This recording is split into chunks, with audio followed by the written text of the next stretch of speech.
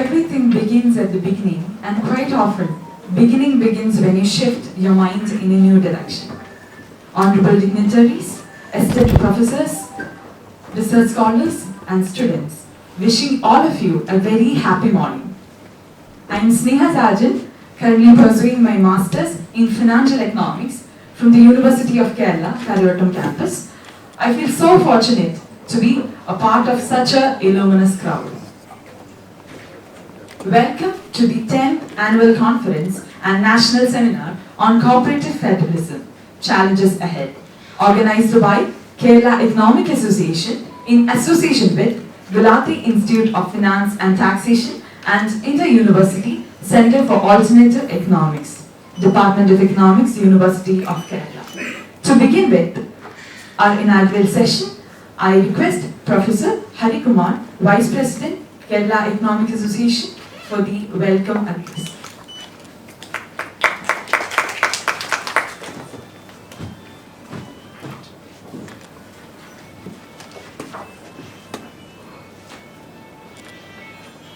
Good morning. In connection with the 10th Annual Conference of Kerala Economics Association, we are organizing a national seminar on cooperative federalism challenges. This is the inaugural session of the seminar. We know that the Indian Constitution actually envisages a cooperative federalism. Right from adopting liberalization in Indian economy, many changes have occurred. We have also seen that just after the 14th Financial Commission, the financial flows from center to state has shown some kind of skewness, and due to many reasons. And many scholars even try to portray this as a movement from cooperative federalism to competitive federalism, and even much beyond that. This seminar is actually in the context of the discussions on 16th Finance Commission, which is expected to resolve some of the major issues in central-state financial relations. So it is in this context we have selected this topic, and for deliberating various issues in this connection, we have a galaxy of experts with us. To begin with, we are expected to have the inaugural address from Dr. J. Jayaranjan, Vice Chairman, State Plan Commission of Tamil Nadu. He is a well-known economist in India and abroad, and also he has published many studies on agriculture, industry, labor, gender, and so on, and also published many articles in Economic and Political Weekly, especially to note a few: midday meal scheme in Tamil Nadu, land labor, caste politics in Tamil Nadu, especially with a study on Kaveri Basin. Then the report, contribution to Telangana social development, are well known to him. Then tenancy reforms, then much more than that. Many of you have heard about Gilbert Slater. To memorize Slater, he had made a paper in an edited book, Revisit Method to Study of Rural India or Rural Dynamics. So we are fortunate to have him in his absence. I welcome him on behalf of Kerala Economic Association, Gulati Institute of Finance and Taxation, Inter-University Center for Alternative Economics, Department of Economics, Kerala University. So in his absence, honestly, and with all your support, I welcome him. He will be joining with us soon. I need not introduce Professor M.A. Human to this audience because everybody knows him very well, and he is the founder of Kerala Economics Association, and also first president of Kerala Economics Association, a well-wisher in this. He has actually, we know that he was a honorary fellow of CDS, then the with special fellow of gift, then emeritus professorship he holds with IMG, and so many distinguished positions are with him. But the most important thing that I would like to address upon him is his contributions even at this age. See the famous article that came very recently, Indian Development Disconnects. Then the article on the Indian HDA, which he has written along with Prama Chakravarti, which appeared in Economic and Political Weekly, very accepted and well read. So he is a great motivator and well-wisher of KA. He always tells us that read, think and write. So on behalf of all of us and my personal, I welcome you, sir, to this session. Then we have with us our President, Dr. K. Harilan, and I also welcome to this. We have a galaxy of experts, as I have told you. Professor Vinod Vasalu, Center for Budget Studies and Policy, Center for Budget and Policy Studies, Bangalore. He was earlier with IUCAE, and also presently he is holding the position of Popi Dindali University. So I welcome you, sir, to this session. Then we have the R. Srinivasan, member, State Planning Commission of Tamil Nadu. Sir, I welcome you to this session. Professor Vijay Bhaskar, professor from MIDS and also a member of Tamil Nadu Planning Commission. I welcome you, sir, to this session. Professor Lega Chakravarti is expected to join us. I need not introduce to this audience from Trivandrum. He is a well-known figure in Trivandrum and all over Kerala. So in her absence, and he will be joining online, and I welcome him to this session. So we have many galaxy of experts here from Center for Parameshwaran, he is here, then Dr. K.J. Joseph is here, and many faculty members from GIFT are with there, and our almost all. Sorry, I forgot to introduce you. We have with us Professor Narasam Reddy, and he was with the Hyderabad University. So I welcome you, sir. Sorry for missing you. So galaxy of experts here. Here I welcome all of our esteemed members and teachers to this session.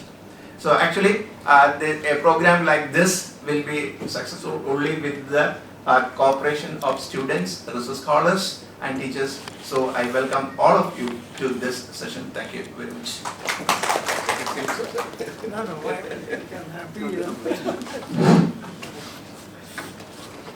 A gentle reminder to put off your phones in silent mode for the smooth conduct of the program. So now I invite Professor K.N. Harila, President of Kerala Economic Association, for moderatory remarks and to proceed with the session.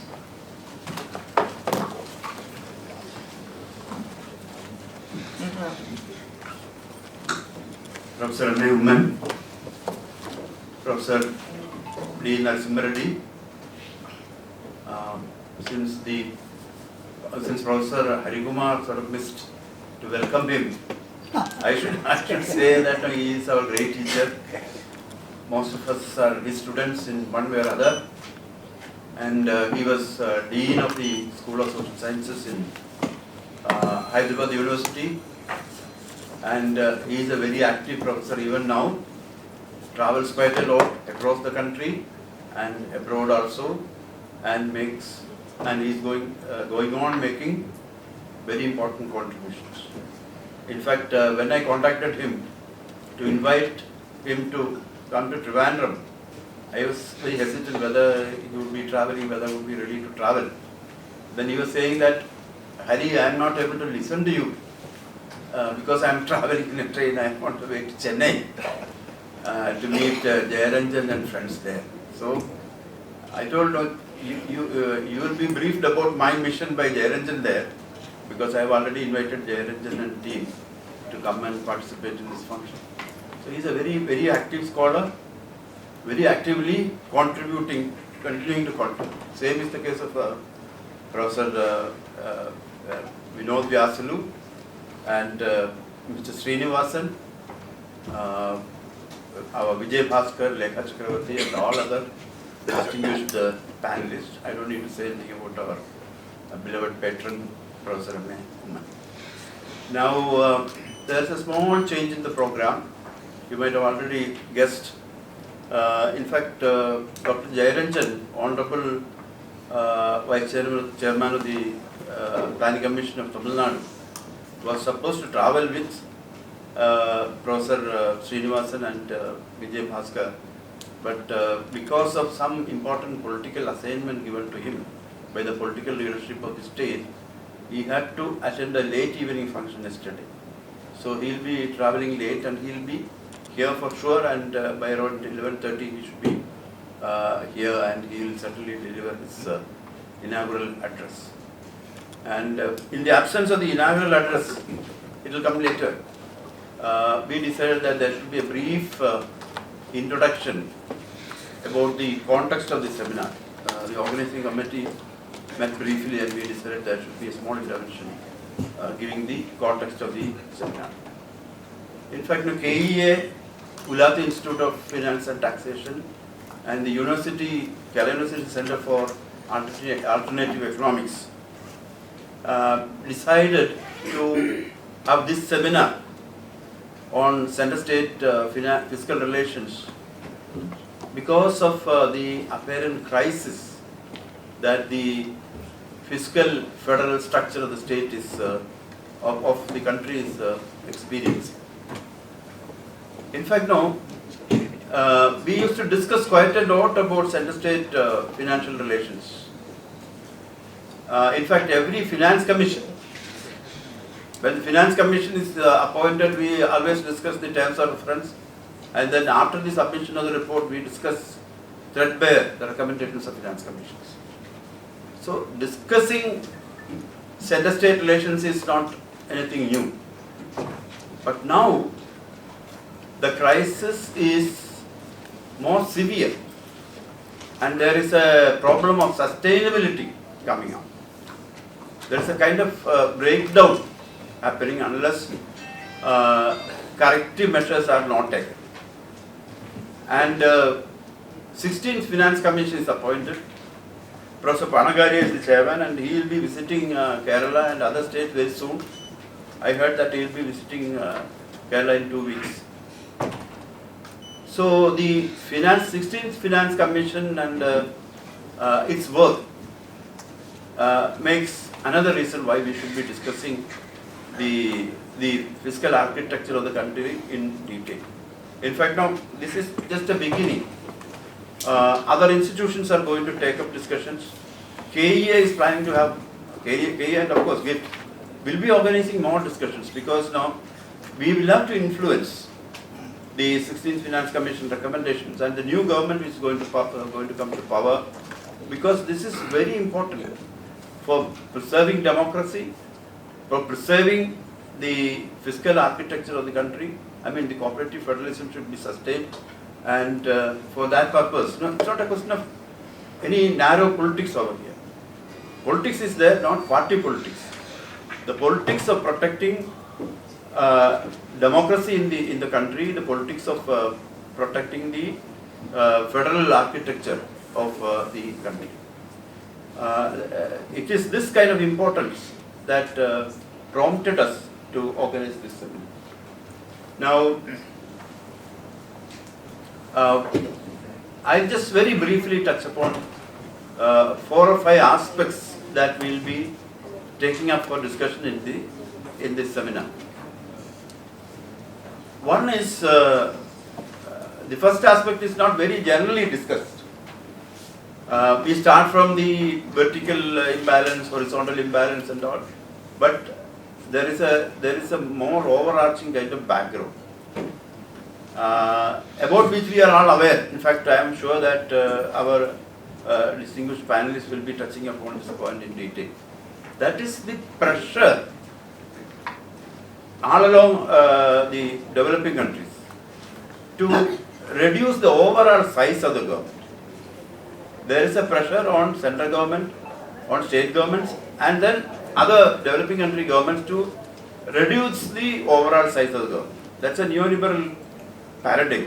The government should be small in size, and there is always a pressure to reduce the size of the government, and it's related to finance capital, it's related to the flow of portfolio funds.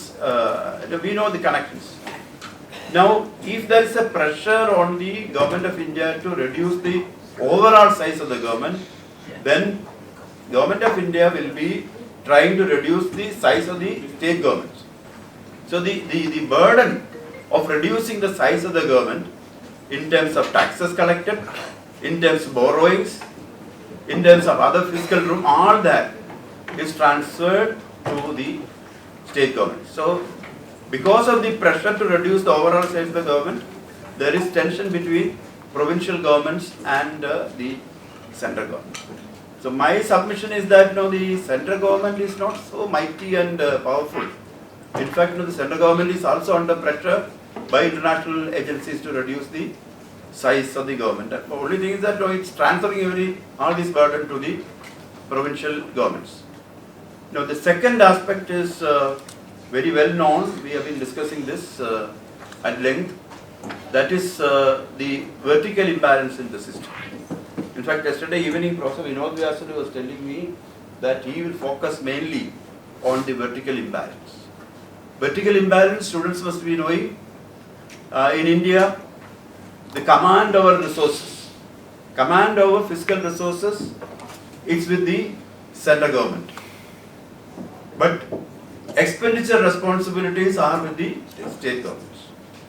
The earlier finance commissions have worked out the proportions and all. It's very clear.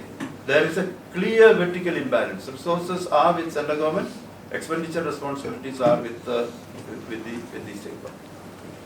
In fact, this is a constitutionally inbuilt condition. That is why we have the office of the Finance Commission.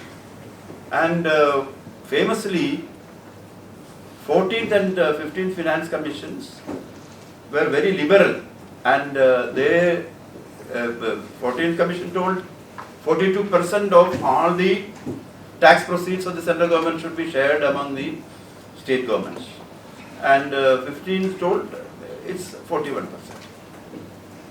But the problem is this.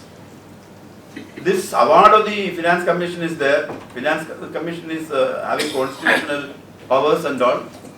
But the central government decided to bypass, circumvent the recommendations of the Finance Commission.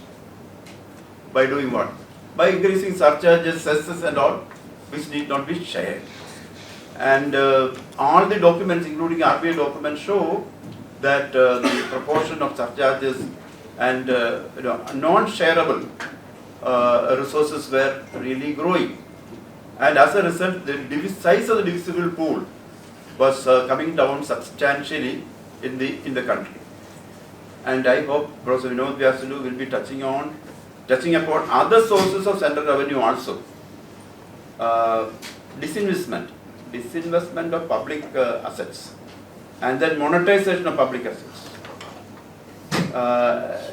These are, and RBI profits. These are sources which are accruing to the central government, but they are not shared. And there is another point, that is very liberal attitude of the central government when it comes to the shareable taxes. Central government has been cutting down on corporate taxes because corporates are given concessions, but the burden is on the state governments. So many such aspects are there, and this time I am sure that many of our scholars have started working on these things. From Karyavatam, from CDS, from Gulati Institute. On each aspects, people are looking at the details. We are having data, and we are going to come up with papers from our students and researchers. And coming to the third aspect, that is the horizontal imbalance. That's about distribution of divisible pool among states. And I'm sure that Mr. Srinivasan, he is a public finance expert, will be speaking about this because in fact, Professor, I have read your paper. around 2 years ago in Hindu, written along with another person from Andhra, where they were discussing about how the population dynamics, the demographic transition is going to change the political scenario, because the constituencies the constituencies are newly decided.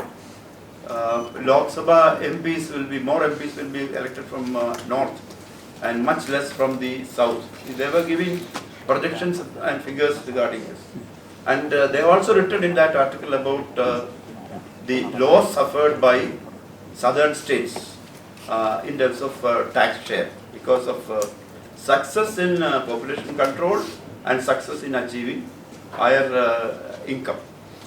Now, we know the latest Finance Commission had taken many criteria: population, that is the 2011 census, and then income criterion, area, forest area, etc., etc. And I don't want to get into a discussion of those criteria, but I should say that the proof of the pudding is in the eating. After all this criteria, what is given to each government is more important. And I should tell you that southern Indian states are suffering a lot. If you compare with the per capita share, South Indian states are missing out, losing quite a lot. And in fact, now there are a lot of data available now.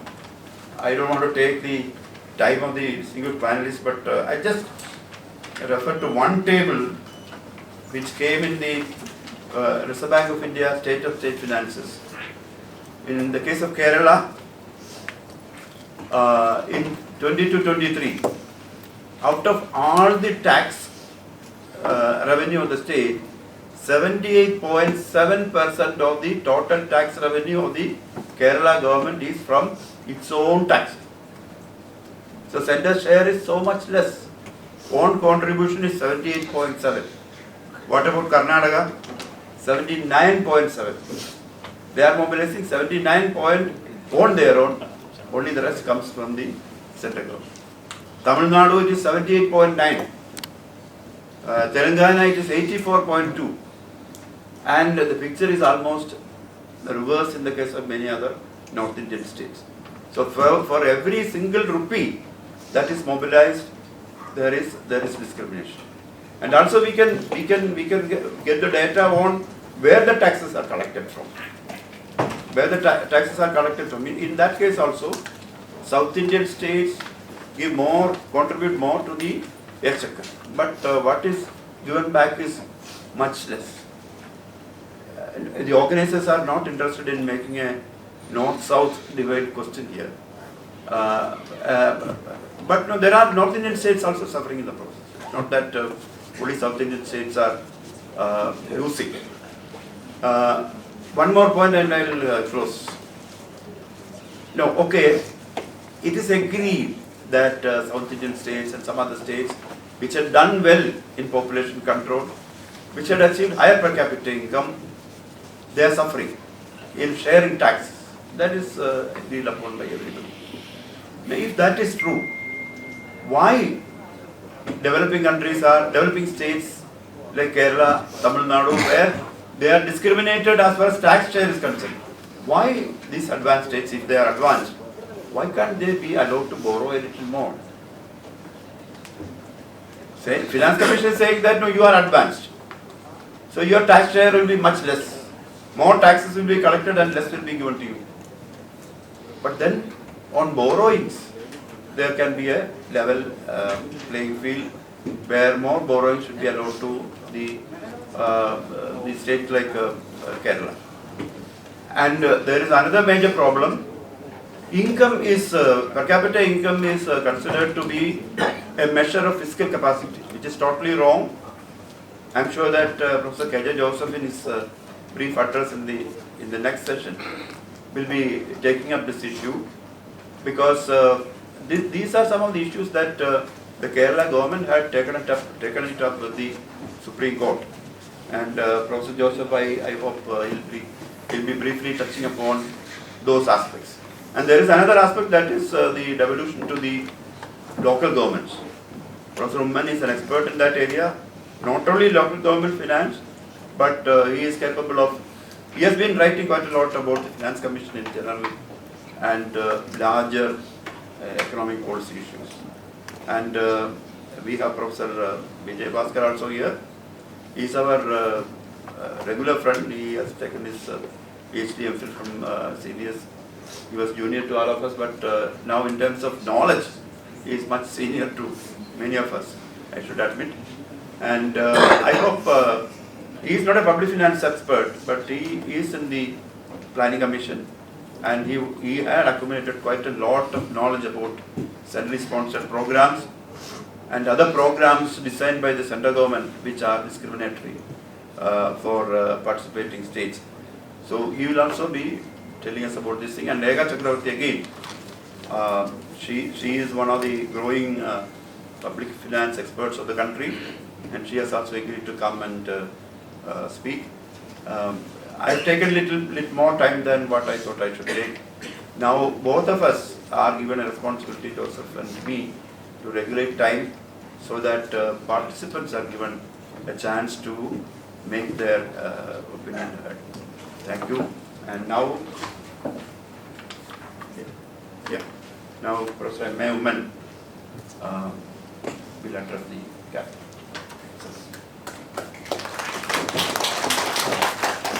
The title of my talk is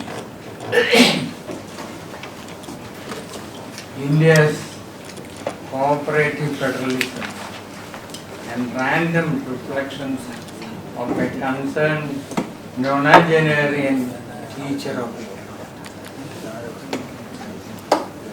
Actually, I am not claiming to be an economist.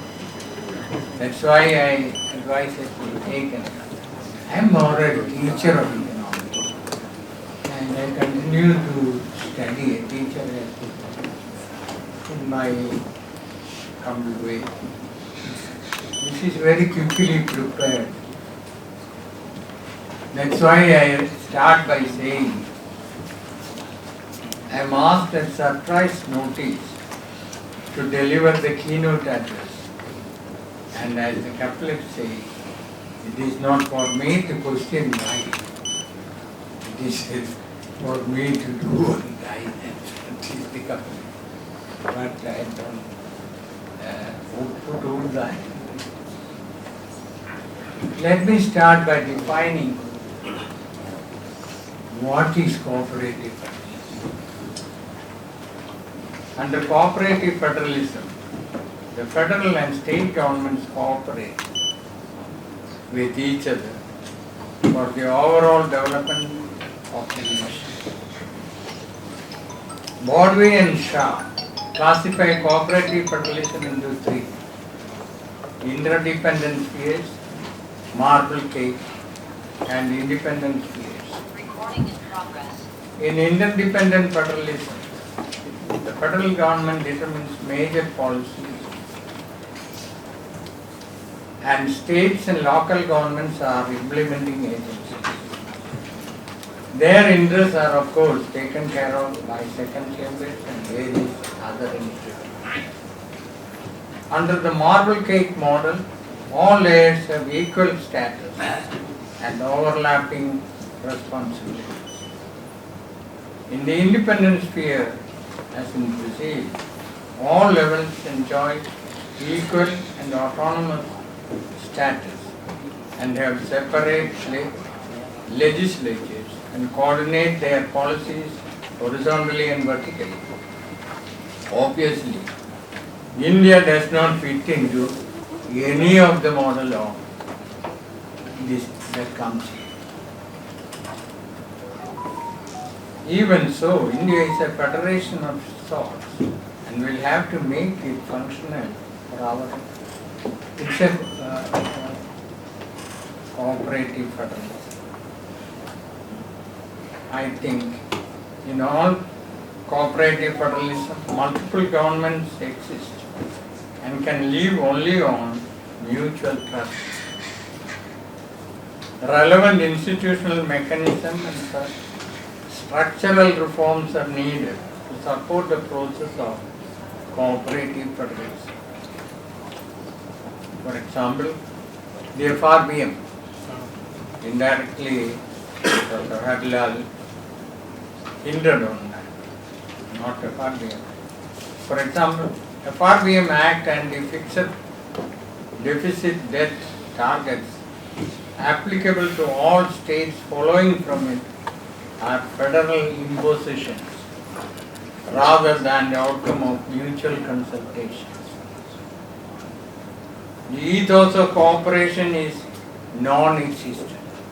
Of course, imposition of conditionality or incentivization may be warranted best for promoting constitutional goals. It is here that we have to rethink Indian cooperative federalism and work for more structural reforms. I have written on this and I will skip it. Friends, I have been, so to say, a participant observer of India's federal politics, certainly since independence. If I were to hazard an oversimplified hypothesis about what is currently happening in India, it may be the expression of a dialectical tension between heightened centripetal forces working on a market-preserving fiscal federalism with its hard budget constraints against the social democratic forces seeking to deliver the needs of the people. I shall clarify a bit,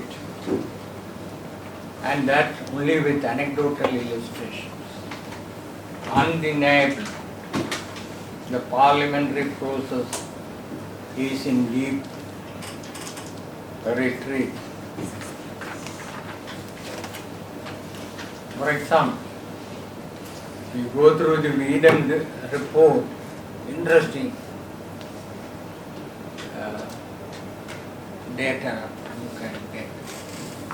While the second Lok Sabha under Nehru spent solid 711 hours for the discussion on demand for grants for most important accountability mechanism. Demand for grant is the most important parliamentary process to ensure accountability.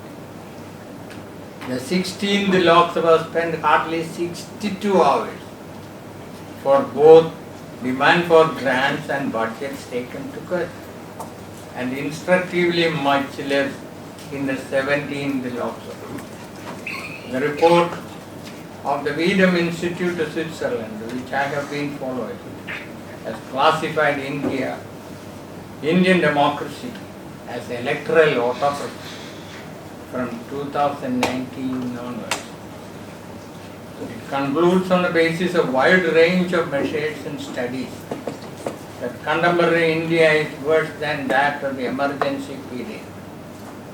The continuing onslaught on the planning project, euphemistically called the Dirigistme regime by the World Bank and allies, ended in the abolition of the Planning Commission and the heralding of the minimum government and maximum governance. We are witnessing a new political economy of development paradigm. It is in this context that one has to think de novo towards some structural reforms and a new cooperative fiscal federalism which will strengthen the constitutional codes. In this setting, I would raise the question, are states victims or villains? While the fiscal mismanagement of a state affects only that state and its people, the inefficient tax mobilization and wrong policy choices of the Union can affect the whole country and its economy via their impact on the financial viability of every state and every local government. the huge sums of money insulated from the divisible pool via the cess and surcharge. It is a known case. Look at the spectacular increase of cess collection as a share of union gross tax revenue from 5.8% in 2012-13 to 32.8% in 2021. Is an ominous trend.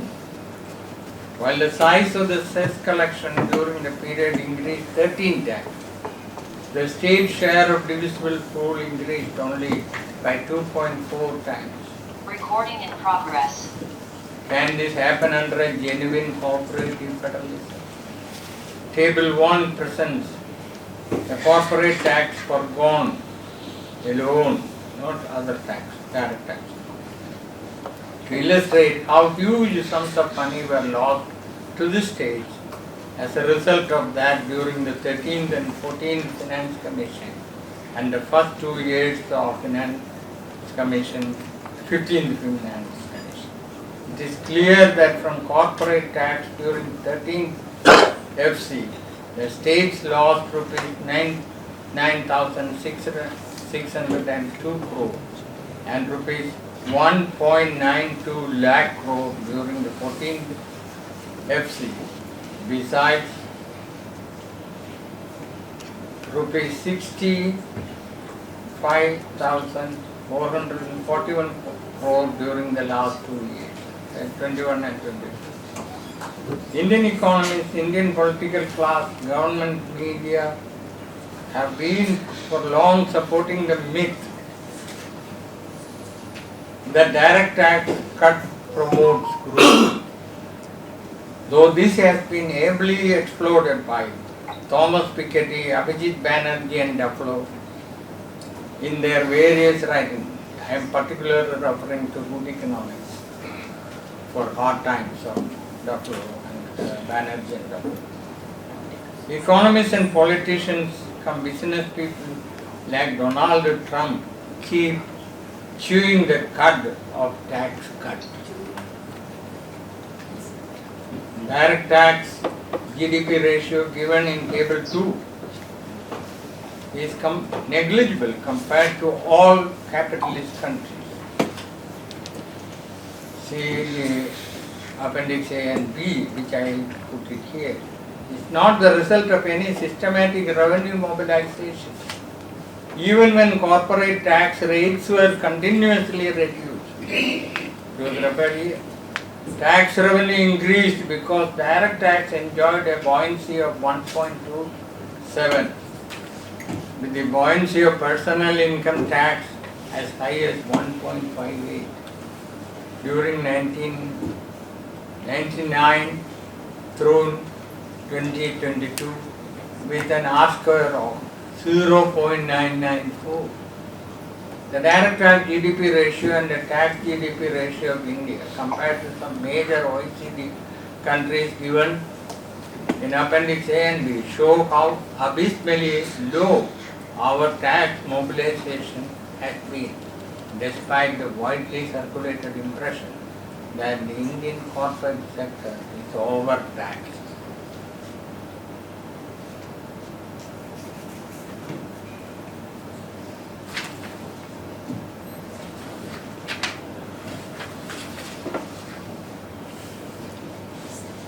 Well, I do not want to hold any brief for any state and support imprudence or corruption of any sort. Let me repeat that states are at the receiving end. Table 3 and figure 1 and 1A illustrate that it is the states that bear the brunt of expenditure responsibility. It is also said. Look those diagrams. The indications are different in the two.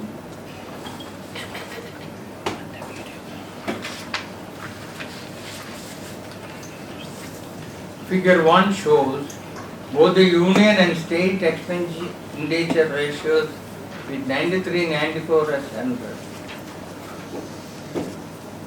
Figure 1A, the development expenditure of union and states respectively. For most years, the expenditure of states surpassed the union. It is evident that before 1999-2000, the union expenditure was higher than that of states. Since then, for most years, total expenditure of states increased. Beginning 2011-12,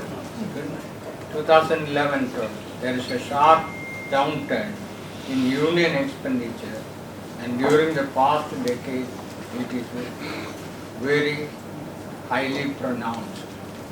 Barring 1 year, the state's expenditure over union ranges from 16% above 2022-23 to 44% in 2018-19. This shows that federal expenditure and fiscal dynamics is taking a tilt towards the states, while there is a deliberate concentration of political power towards the center. If we want to work towards cooperative federalism, it is important to admit facts. Figure 1A shows that when it comes to development expenditure, the index of growth of states with 2004-05 as 100 takes a steady progression and overtakes that of the center. But this Indian federalism is ostensibly trying to promise an ideal competitive federalism, allowing each state to build its economic fortunes. The more creative task of cooperative federalism can be fostered by the union, taking the role of an exemplar. The hallmark of cooperative federalism is to accept that development is a joint venture which must be above narrow and partisan politics. Let me take another story. The usual measure to find out the vertical gap in a federation is the formula 1 minus state's own resource by state's own expenditure, also said by Federalism. Using RBI data, we have worked out this vertical imbalance as shown in table 4. It is clear that vertical imbalance has widened particularly after 2014 and goes as high as 64% in 2020. By and large, the states are holding the fort over these years. Reckoned by the deficit parameters during the last 7 years from 2018, I am not introducing the debt issue. Through 23-24, the fiscal deficit of all states and UTs ranged from 2.4% of GDP in 2018-17 to 2.8% in 22-23 and just above 3.1 for 23-24 budget year. And revenue deficit 0.1% of GDP for most years. This is in the state finance. Faultily designed, implemented in haste, neutrality rates sacrificed for the sake of market-preserving federalism. The states which once enjoyed buoyant sales tax regime suffered grievously.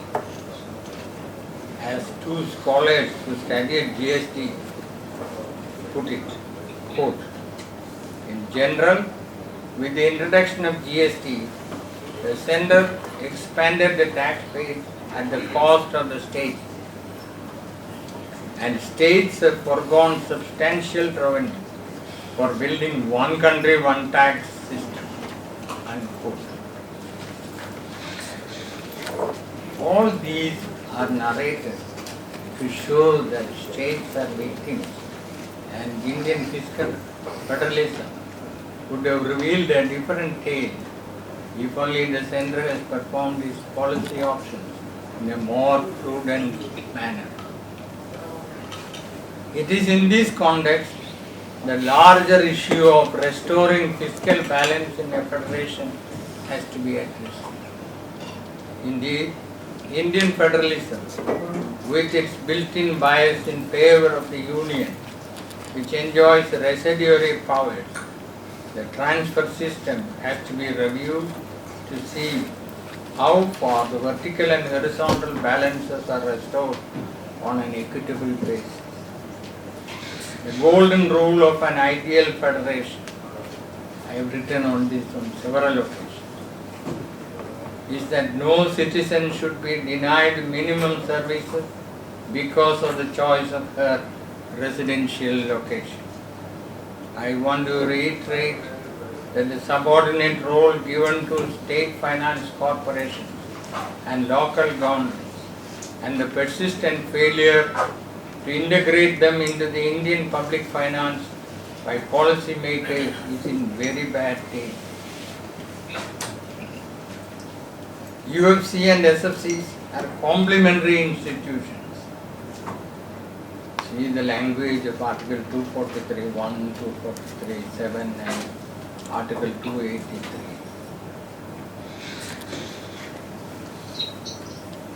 For restoring fiscal balance. It is only when interstate disparities are reduced by the UFCs through their interstate distribution criteria and intrastate disparities in the delivery of services like primary health care, primary education, drinking water, fair price shops and so on are reduced by state finance corporations through their horizontal distribution criteria.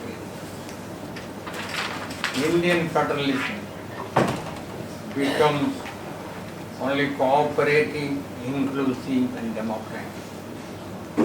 Even after 30 years of the 73rd, 74th constitutional amendments, this remains the Achilles heel of India's cooperative federalism.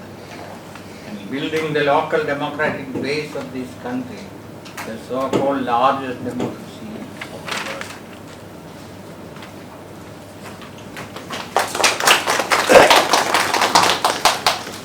I would rather have IUCAE is the Tamil Nadu.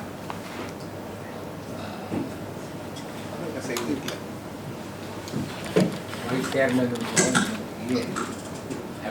Sir, no, in fact, my Professor Jayaranjan would have really liked to be here, but then he had an If MP's he meeting. is here, I just for the sake of peace or again. But he'll be joining, he'll be. No. The irresponsibility with which, I use the word irresponsibility, with which an institution like the Reserve Bank of India deals with the state GP, or the village finance. Report. There is a report just for the attention, along with what my illustrious good friends have written in the Hindu recently, Rangarajan and Srinivas.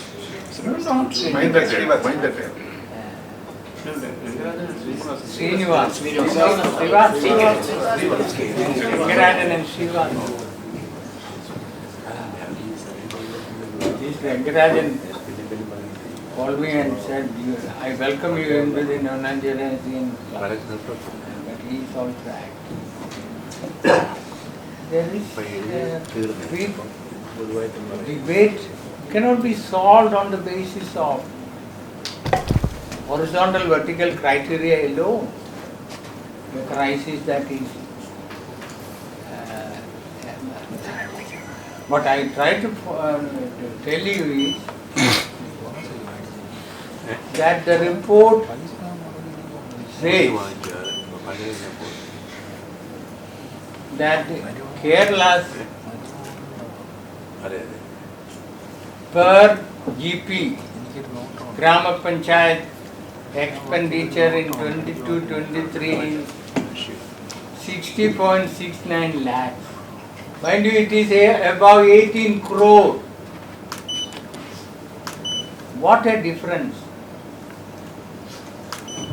If you go back to 2009, 10, fourth finance commission, it is 2.6 crore GP finance. Gram Panchayat expenditure of Kerala. I would like to declare from Himalaya that my state is spending this much. How many states are spending like that? Per GP. Should they not have the let us move on to the next paper because of time constraint. Okay. He knows that if I start, there is no end. So, in fact, you are introducing something in which all of us are interested. But let us discuss those things a while later. Now, let us invite Professor Vinod Vyas to make this. Who I regard as a teacher, and all of you who are here. Talking about federalism, I think is something like teaching in a classroom. Now, if I came here and gave you a lecture, all of you would be asleep.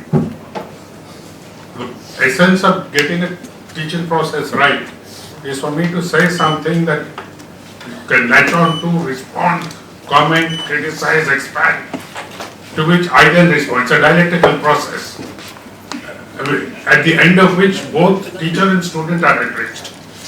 And I think federalism is something like that. By putting words like cooperative and whatever in front of it, we actually do something.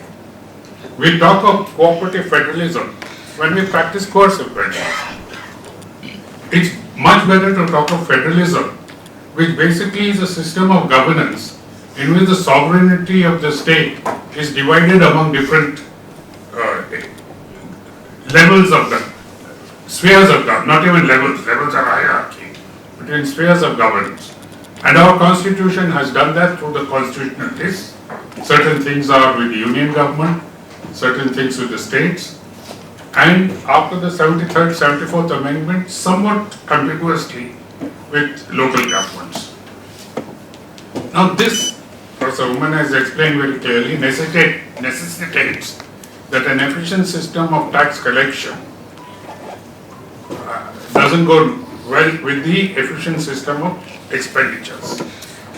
And the Indian Constitution's response to this is the institution of the Finance Commission every 5 years, which then says for the next 5 years this is the way in which tax. What the Finance Commission does is make a projection. Projections may be right or wrong, and based on that projection it says that the union will get X%, together the states will get Y%, and then the Y% is subdivided among the states according to a certain formula. There have been debates because we talk in terms of percentages. Suppose the projection of the Finance Commission has been optimistic. They thought that you would get 100 rupees in a particular year, but you collect 90. Now if you say that 40% is the state share, 40% of 90.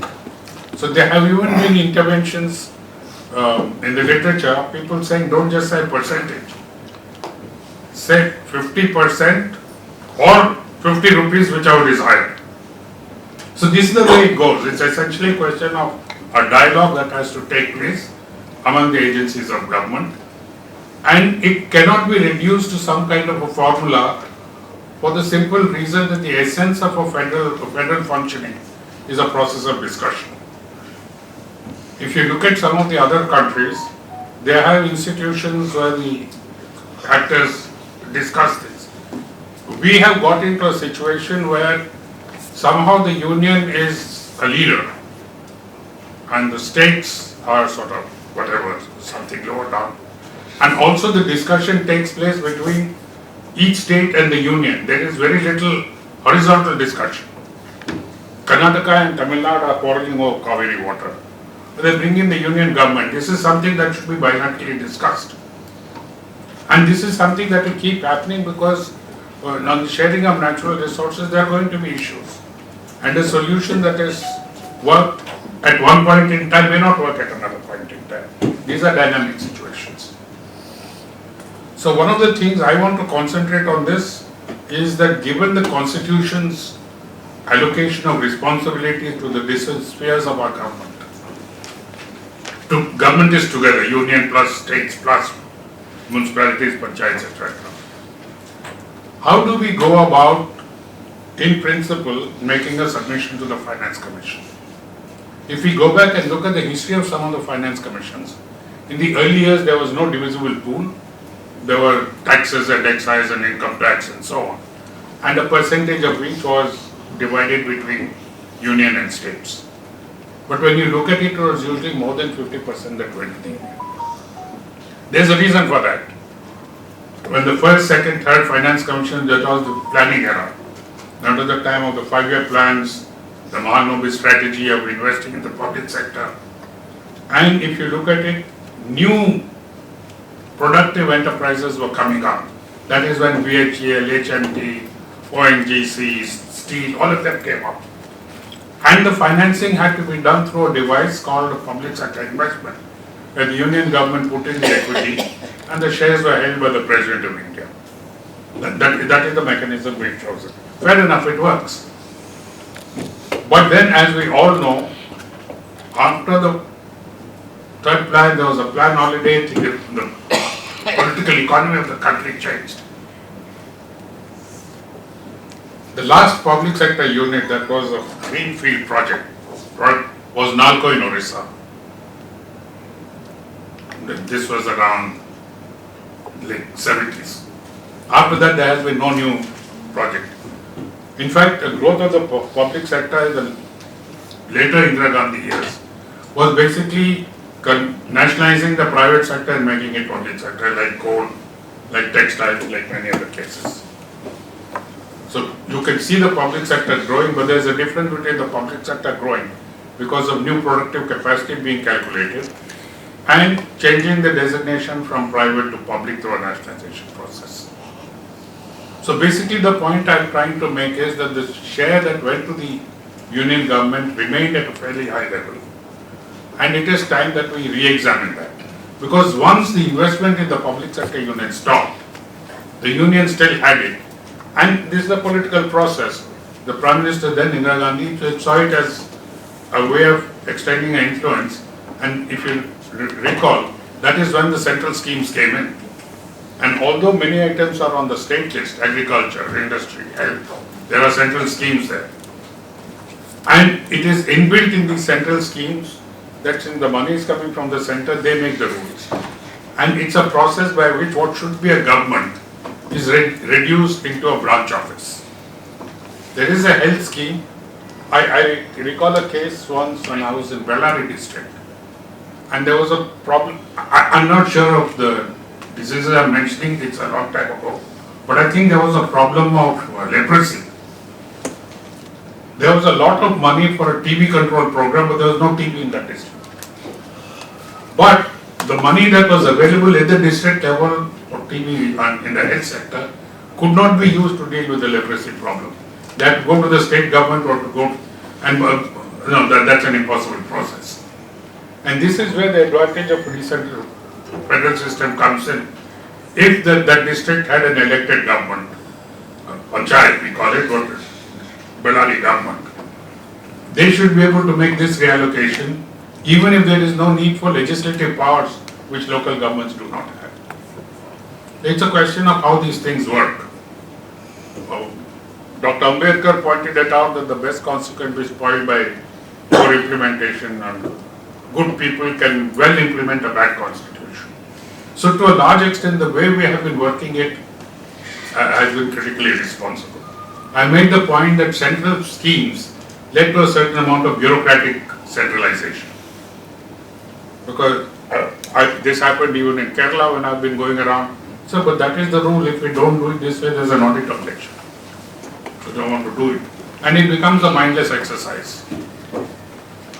One of the things I found that when I was looking at local finances, district after district, there will be this thing called an unspent balance. There is money for various school buildings, medicines, this money couldn't be spent. When you look at the reasons for it, see, accounts go by the year, but the money is not released in April to the district. It comes in tranches. And at least in Karnataka, I found that a lot of the money is released in February. Now 80% of your annual grant is released to you in February. There is no way you can spend it by the end of March. And thanks to FRBM, what happens to this? This money, which is an unspent balance at the district in the health department, is reflected in the financial accounts of the state as savings of the health department and therefore a reduction of the fiscal deficit. This is how, when you look at it, things practically work, what are the theory. So the proposal that I want to make here is that together we examine this. As you said very clearly, it's not North versus South. When you have 30 states, there will always be different interests and there will always be a dynamic. You need a mechanism in order to deal with this. And democracy is the art of compromise. You have to find a way with which you can, everyone will not get everything they want. But then again, it's a 5-year cycle with the finance side. So I don't get what I want this year, I can make a better case next time. So the Constitution has assigned certain functions to the union government. They have to look after defense, foreign affairs, and communications. The list is very clear. And if you look at the budget documents over a number of years, you know how much it costs to fulfill those functions. It comes to something like 35% of the budget. But in the Finance Commission runs the vertical devolution. The share of the union government has come down to because when it went up to 42%, it meant that 58% is a fall from a higher number. Now, if the function that are assigned to you by the Constitution require that much, why is it that we have this situation where the vertical imbalances are still, many years after public sector investment stopped, giving less percentages to the states taken collectively? There is a case to re-examine this particular purpose. Now I can understand that for emergency and other purposes, there should be some money in Delhi to deal with. There is a flood, there is an epidemic, there is something, and the union government has to, it can be anywhere, so maybe it can be less. So you can say that you require 38% for running and 2% is given for all these public kind of emergencies or discretionary spendings. That leaves 60% for the states. So why is it that we should be satisfied with 42%? And that 42% is also a bit of a funny figure because the earlier smaller figure was what was devolved to you, and then there was central schemes separately. But the 42% included the central schemes, so the net result in most states was roughly the same amount of money. So to say that the share of the states had gone up is a certain amount of statistical separately. Now, if we were to do this, and if there is some agreement, I don't expect, I'm an economist, I'm very surprised when there's agreement all the time. If we can discuss this issue of the vertical sharing of funds, is this a reasonable method of going about it, of looking at the constitutional list, getting the hard numbers from past budget documents and saying this? Now, if that is so, there are certain things that also follow from it, which is that what the states get should be completely at the discretion of the states. The guidelines that used to come with the centrally sponsored schemes, the one-size-fits-all approach, has to be given away. And you shouldn't have a situation in which there is some kind of money that is allotted for flood control, and Rajasthan, which is a desert state, says, I also want flood control money, when they don't know what a flood is. These things do happen. Okay, I just finished. So let us together make a case for a re-examination of the vertical devolution to increase it. But let us also not get trapped in too much of a debate on the formula for the horizontal debt. Because politically speaking, what it is used for is to make the states fight each other. And this North versus South debate is a good example of that.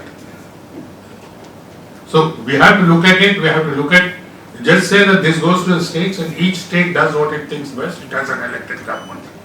And focus on that, and if something like this can be achieved in the current thing, with each of the states writing it, and maybe even a joint memorandum from the states, because this is an issue of national importance. It is not a union versus state thing. If the system works properly, states and union benefit. So I would suggest that we do a little bit of thinking on the neglected aspect of vertical devolution and proceed on that basis. Thank you. Thank you, sir, for focusing on the problem of centrally sponsored programs and the point about the idea that one size fits all is really creating problems. And in fact, now he mentioned that when the 42% was granted by the 14th Finance Commission, everybody thought.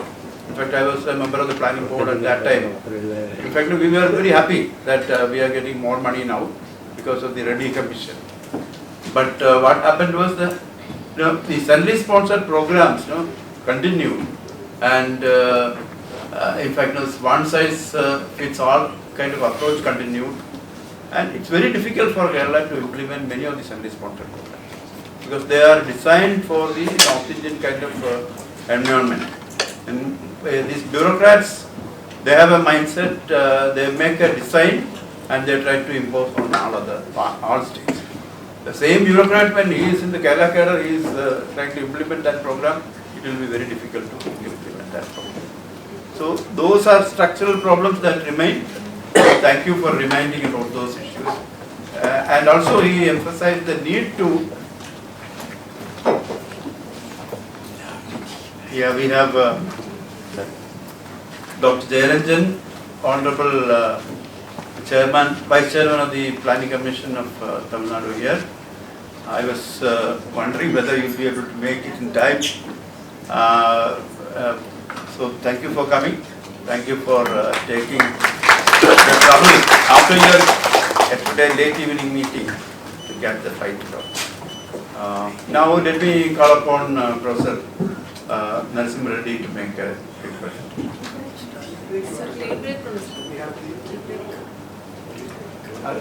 Are we ready for the tea break? So we will have the tea break.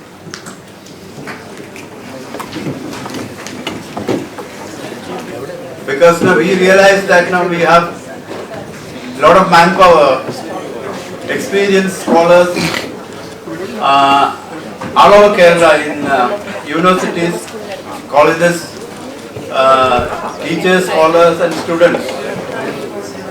That makes a mental force to take up surveys, statewide surveys, survey-based studies also. So we are going to try and make use of this comparative advantage by starting a KES Center for Surveys and Studies. And there are many such activities in the pipeline. So you are all welcome to join Kerala Economic Association.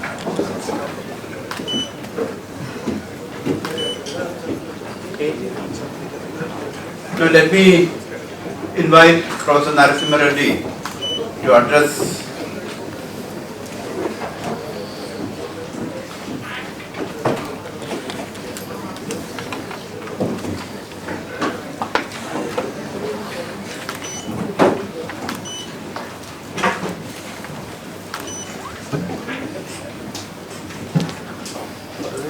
Professor Woman, Professor Harilal, Professor Joseph. I'm addressing the host and the chief guest and my distinguished panelists and friends in the Kerala Economic Association.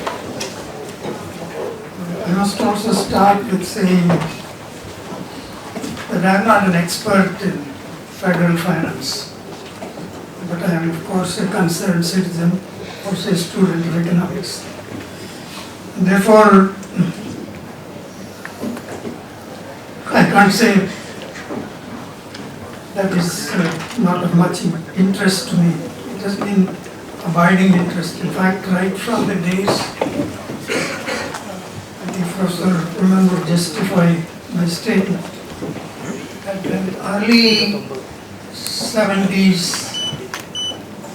one of the popular topics for research was central state finances.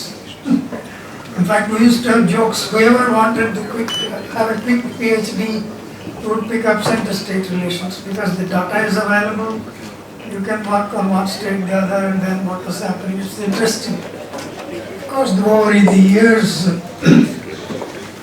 we have traveled a great distance and it has become increasingly complex.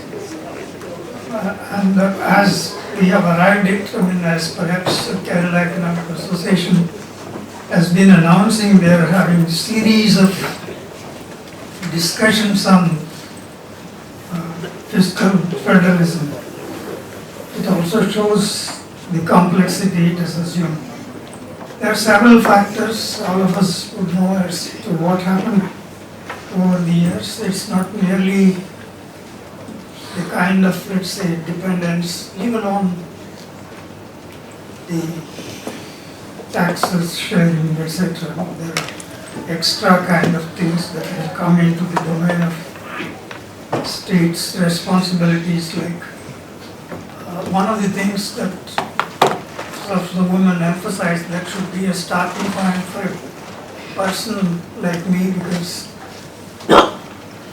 this is what ultimately is the objective of the debate when we are entering in, when it comes to the question of public finance.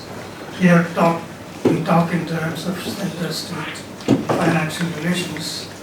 Ultimately, is the objective is to improve the condition of living of the people, without much of, let's say, disparity across the country, across the regions of the country. And therefore, when it comes to one of the major things that has happened is the question of equity when we discuss about, let's say, the federal finance. I mean that we have to pursue the objective of ultimately looking at improving the condition of the people across communities, caste, regions. Then of course it's also a question where you would perhaps talk in terms of how do you approach the entire discussion on fiscal federalism. Is it cooperative, or one could say it should be some kind of a harmonious federalism? Are we ready for that? See, in fact, biggest of the several things, of course, we have moved a great deal both at the center and the state, trying to move towards that of welfare. We have also moved in a way in which perhaps we achieve that. This is exactly the biggest break comes in, and therefore increasing tensions arise when we refer to that of 90s, and then increasing de-emphasizing of the role of the state, both center as well as the states, in pursuing the objective of improving the condition.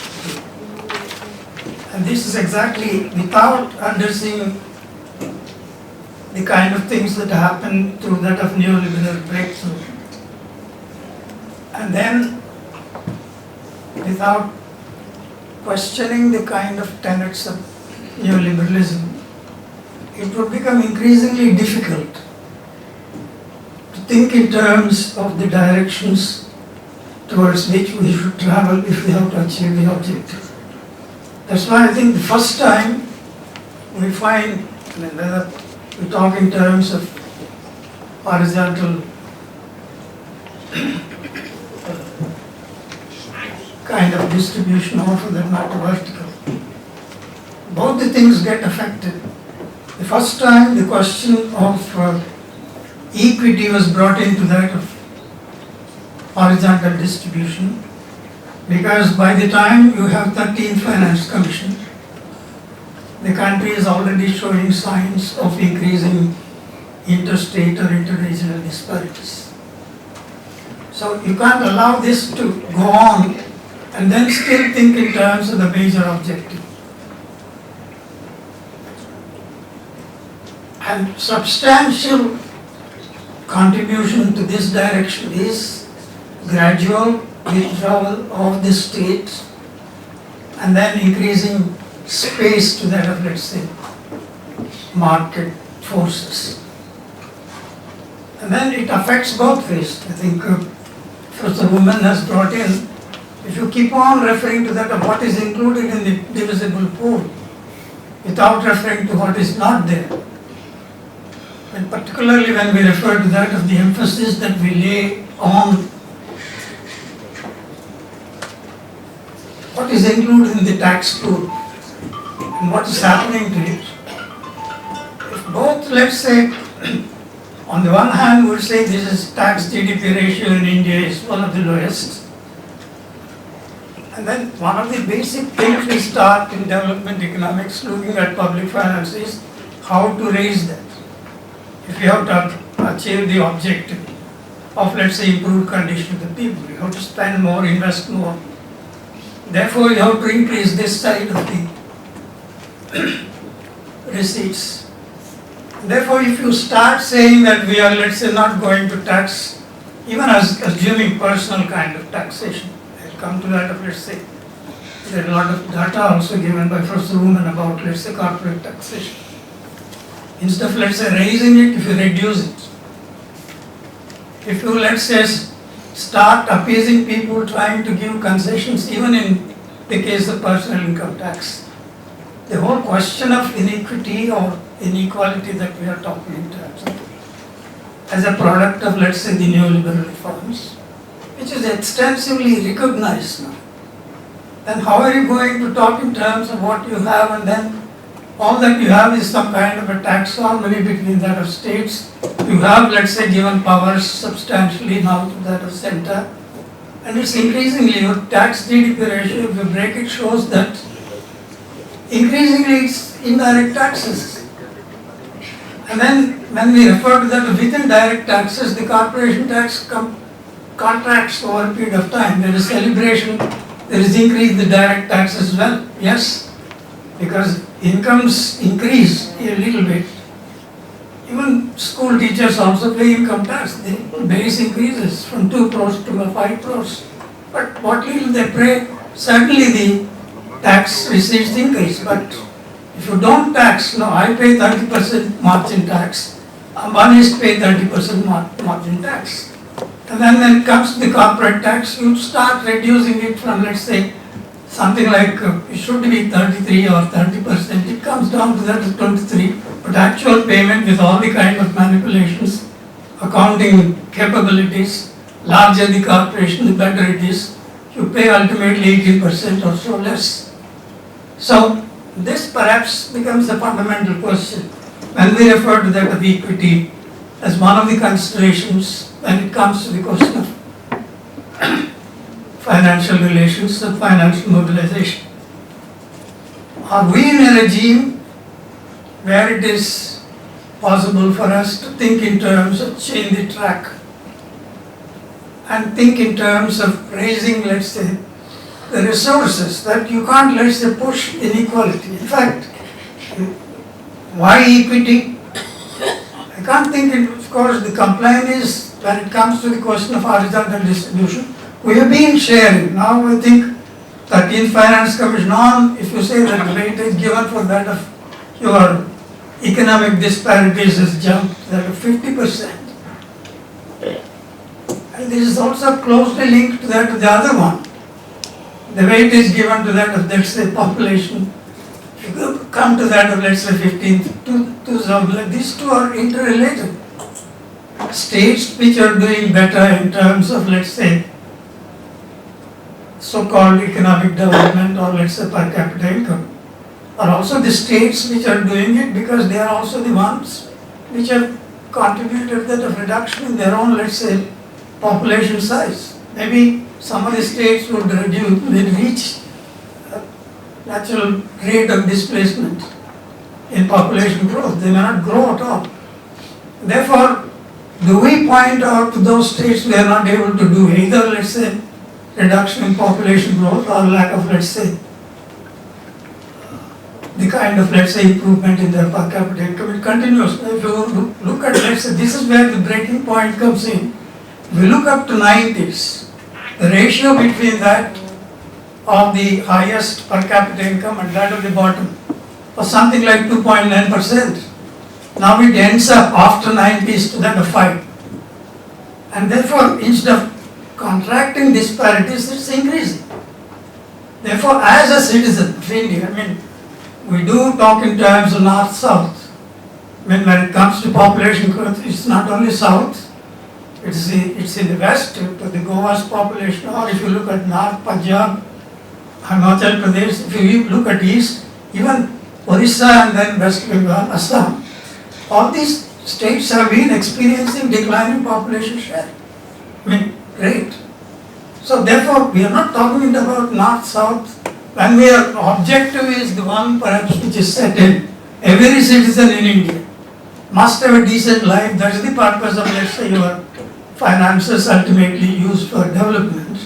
If I have to mobilize that kind of finances, bring in that kind of harmony, I don't think southern states or other states which have more resources grudge that. But what is happening is that in spite of that, that means if you work within the divisible pool horizontally as a method to that of raise the incomes in the lower, let's say, income states, it doesn't work. What happened to all those processes which were involved as a part of the problem? When it comes to the question of, let's say, looking at backward states, giving them concessions, where is the concept of, let's say, so-called special economic kind of, let's say, states, what is called as, we do talk in terms of, let's say, special category of states also. Whether hill states, northeast states, or some of the regions like 6th scheduled states, all these require, let's say, transfers. Because we know it's very difficult for them to raise their levels of development without, let's say, some kind of transfers from those who are, let's say, doing better. It is not, let's say, the one which perhaps the states like southern states are complaining. What they are complaining is it's not enough. If you keep on, let's say, take something from states which are, let's say, their own resources, there is a list given to that of Telangana's 84% as the state's own resources, that of Kerala's about 70%. Yes, they mobilize their own resources. And then what you are giving them is small, but they are not complaining against what is transferred, but they are complaining against increasing distances in spite of this discrimination against those who are performing better. And therefore, what has to be done? It has to be done, first address your, let's say, raising the tax pool, address your direct taxes. Can you bring down inequalities without, let's say, addressing the direct taxes, mobilizing more direct taxes into the pool? Can you do it? That means these things don't figure at all. We see the villains of, let's say, reduced distribution as, let's say, the 2011 population, it's injustice.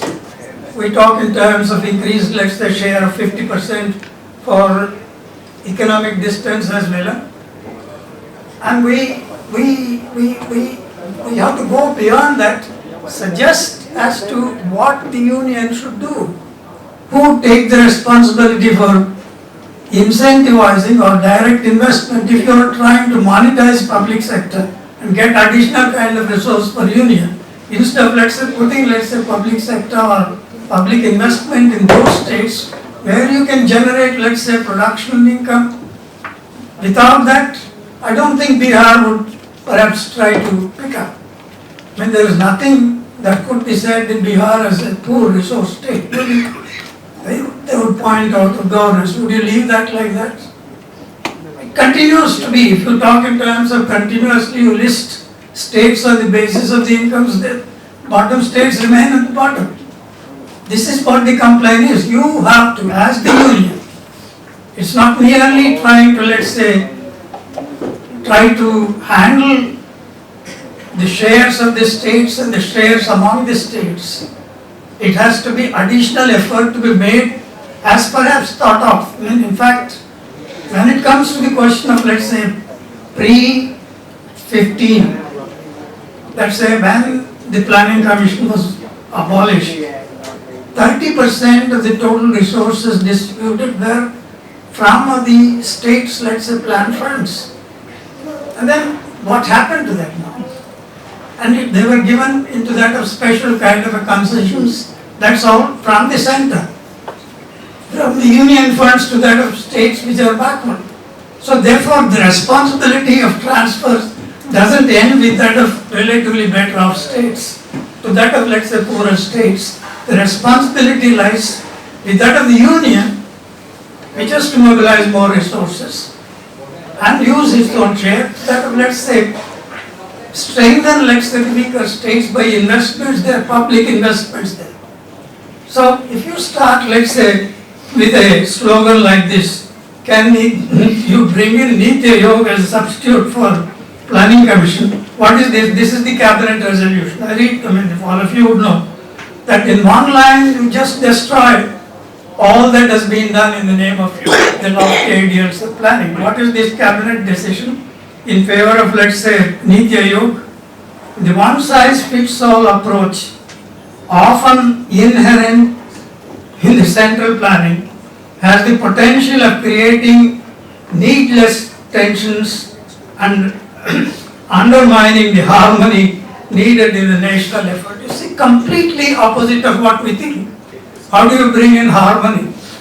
How do you bring in harmony by not even having an institution which thinks in terms of harmony? That was what Planning Commission was trying to do. And there is no, in fact, what is this Niti Aayog doing? It doesn't plan. It doesn't allocate resources. What is it doing? Putting, let's say, working papers in its website written by somebody else. There's hardly anything that could be said. So under these circumstances, when we refer to that, let's say, the kind of intentions of the state, I'm trying to suggest, I'm increasingly afraid the way in which I'm not perhaps absolving some states which may have difficulties, but they're blaming the states by trying to absolve its own role. What did, we may recall now, what did we do with that of 15th Finance Commission? What were the terms of reference? What happened? See that you have completely tried to undo what little kind of, let's say, cooperative federalism towards which we could move. Not only bringing in perhaps the market orientation, but also putting in things like, say, restrictions on what could be called as, that's what discussed. I think that even a small thing that is, there is written in Article 275 that states in need should have, let's say, revenue deficit kind of transfers. And as simply when it comes to the question of, let's say, the question of devolving, there is a reference to that of 14th Finance Commission raising the share of the states to 42% from 32%. A Prime Minister trying to suggest that it is a poison. Literally, this is the term used by him. It's poison. And all of those who know public finance, that 42% is not big jump. You have taken out Planning Commission. When it comes to the question of transfers, plan, non-plan funds, it's a 5.5%. You add that to that of 32%, and then it becomes 37.5%. there was 1.5% of grants given by the center. Put that 39, it's 39 versus 42, it's not 42, it's not a big jump. So everybody thought that there is some kind of a fair move to begin with, but that doesn't happen. When it comes to the question of, let's say, states borrowing condition, you have FRBM on the one hand. On the other hand, you say that restriction on borrowing, because the center is borrowing, you can't, let's say, compete, and therefore you get restricted amount. One of the things that states which are doing well, they are prepared to borrow to invest. And that also subject to that of restrictions. Naturally, there are several ways in which the discrimination comes up.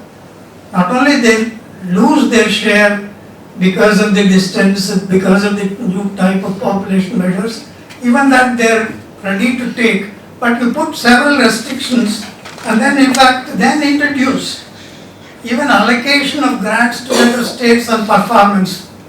What is performance? Performance are 9 categories of the central program performance. What about their own state's performance? On that basis, what you do for the central programs, your performance assessed to give you resources, your own programs and your efficiency increase in, let's say, incomes are not taken into consideration. And therefore, when it comes to the question of, and I'll close it by referring to that of special, what is called as category states, that you divide a state, take a state with that something like 60% of the population, which is the revenue sources of 45%. And then you promise in the Rajya Sabha that 13 states in the divided combined state which goes as Andhra Pradesh, all the 13 districts will get special status. There is a statement made by the Prime Minister in the Rajya Sabha, and then there is by September there is a statement saying there is no special category. And the entire process, it goes through that of, let's say, approval from the finance department. When you are about to give, let's say, an order, you just say there is no special category. That means you have no intention of coming to the rescue of states which are not doing well.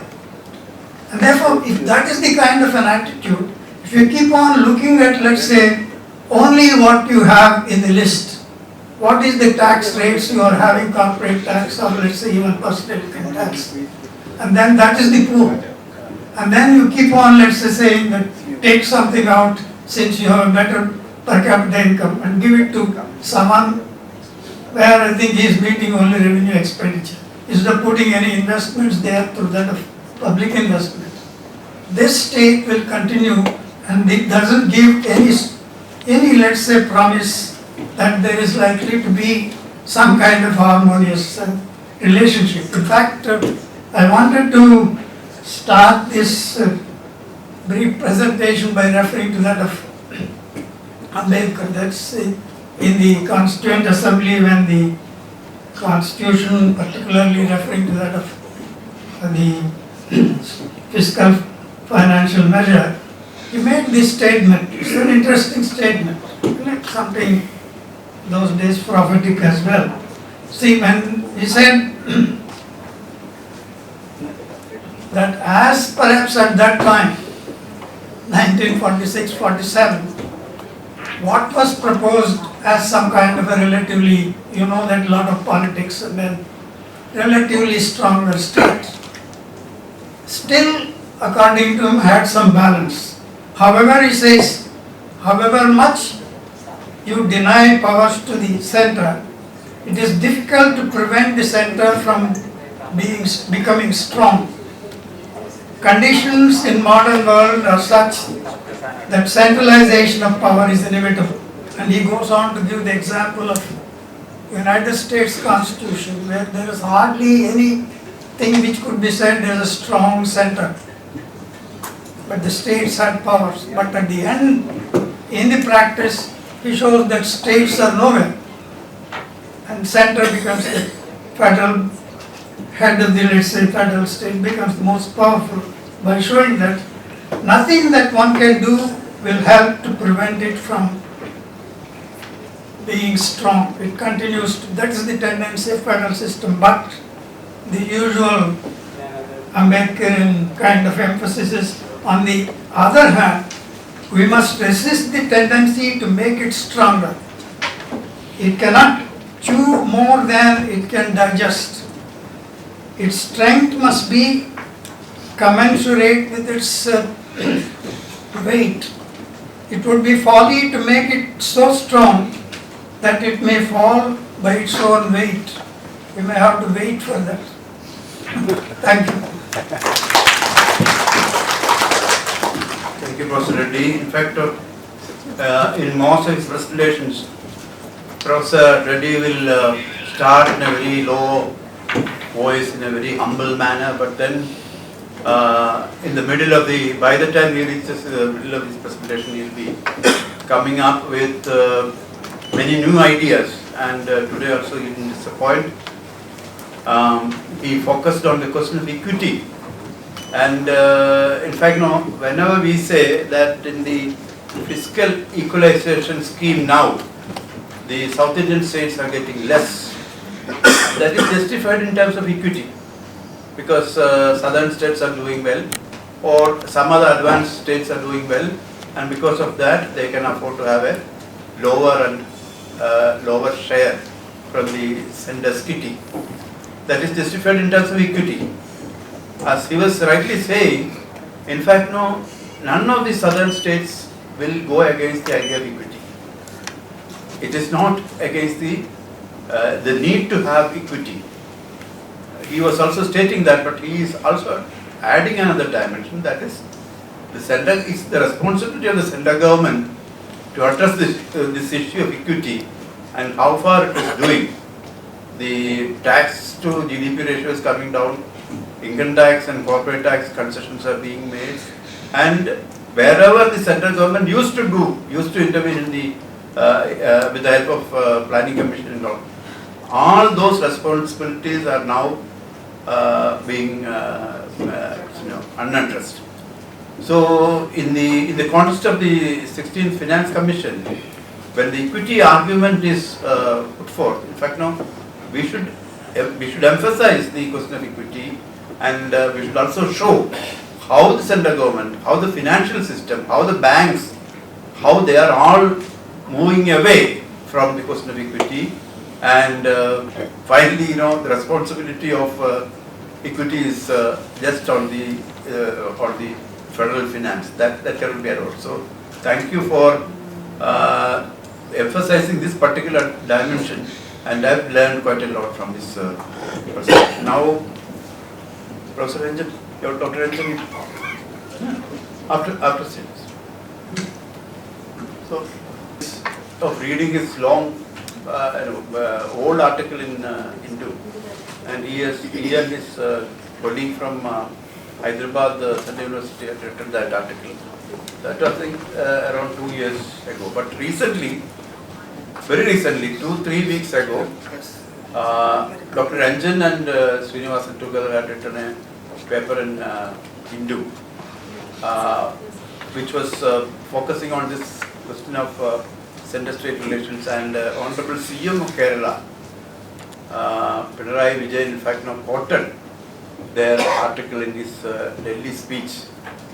He didn't refer to the authors, but he was mentioning about the article that appeared in Hindu on that day to justify certain aspects of his speech. So now Dr. Srinivasan, who is also a member of the Planning Commission of Tamil Nadu.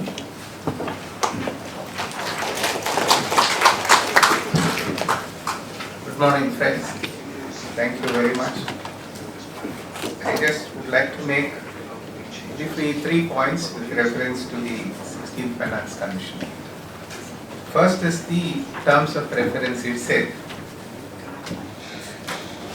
I am worried that this terms of reference is clinically right as per the Constitution, but I am worried that it would be undergoing a lot of changes, either in terms of additional terms of reference that the Union government may give in the course of time, or the Union government can influence the Finance Commission to consider certain other things to their own representation. Because what is striking between the 16th and the 15th Finance Commission in terms of references? The 15th Finance Commission had about 3 pages full of terms of reference, going to the very details of what should be the base year, how it has to be projected, the revenue and expenditure. They have given a very detailed account of how revenue and expenditure of the Union government should be projected, what all the things to be included under the compulsory expenditure of the Union government. When it comes to state, they give very philosophical, conceptual framework of how revenue and expenditure should be projected. So to that extent, the Union government has always been taking meticulous efforts to put in their viewpoints constraining the Finance Commission, how it has to go about its own work. Whereas in the 16th Finance Commission, it just reproduces what is in the Constitution. So this is what making us very suspicious about why this has happened. And this has happened in spite of what the public notice from the Union government says, that it has been done by the working committee of all the 4 secretaries of the Finance Department and taking consultations from the states. So with all these inputs, they could arrive only to reproduce what is in the Constitution.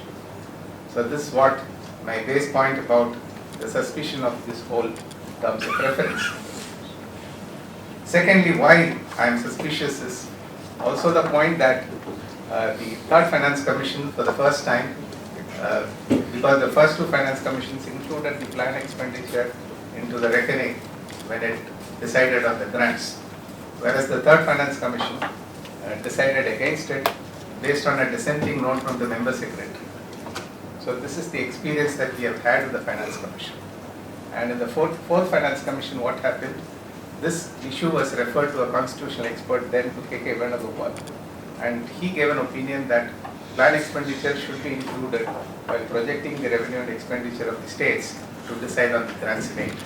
But strangely, the 4th Finance Commission overruled that. And since then, we have been seeing an extension of terms of reference under the quote, any other issues.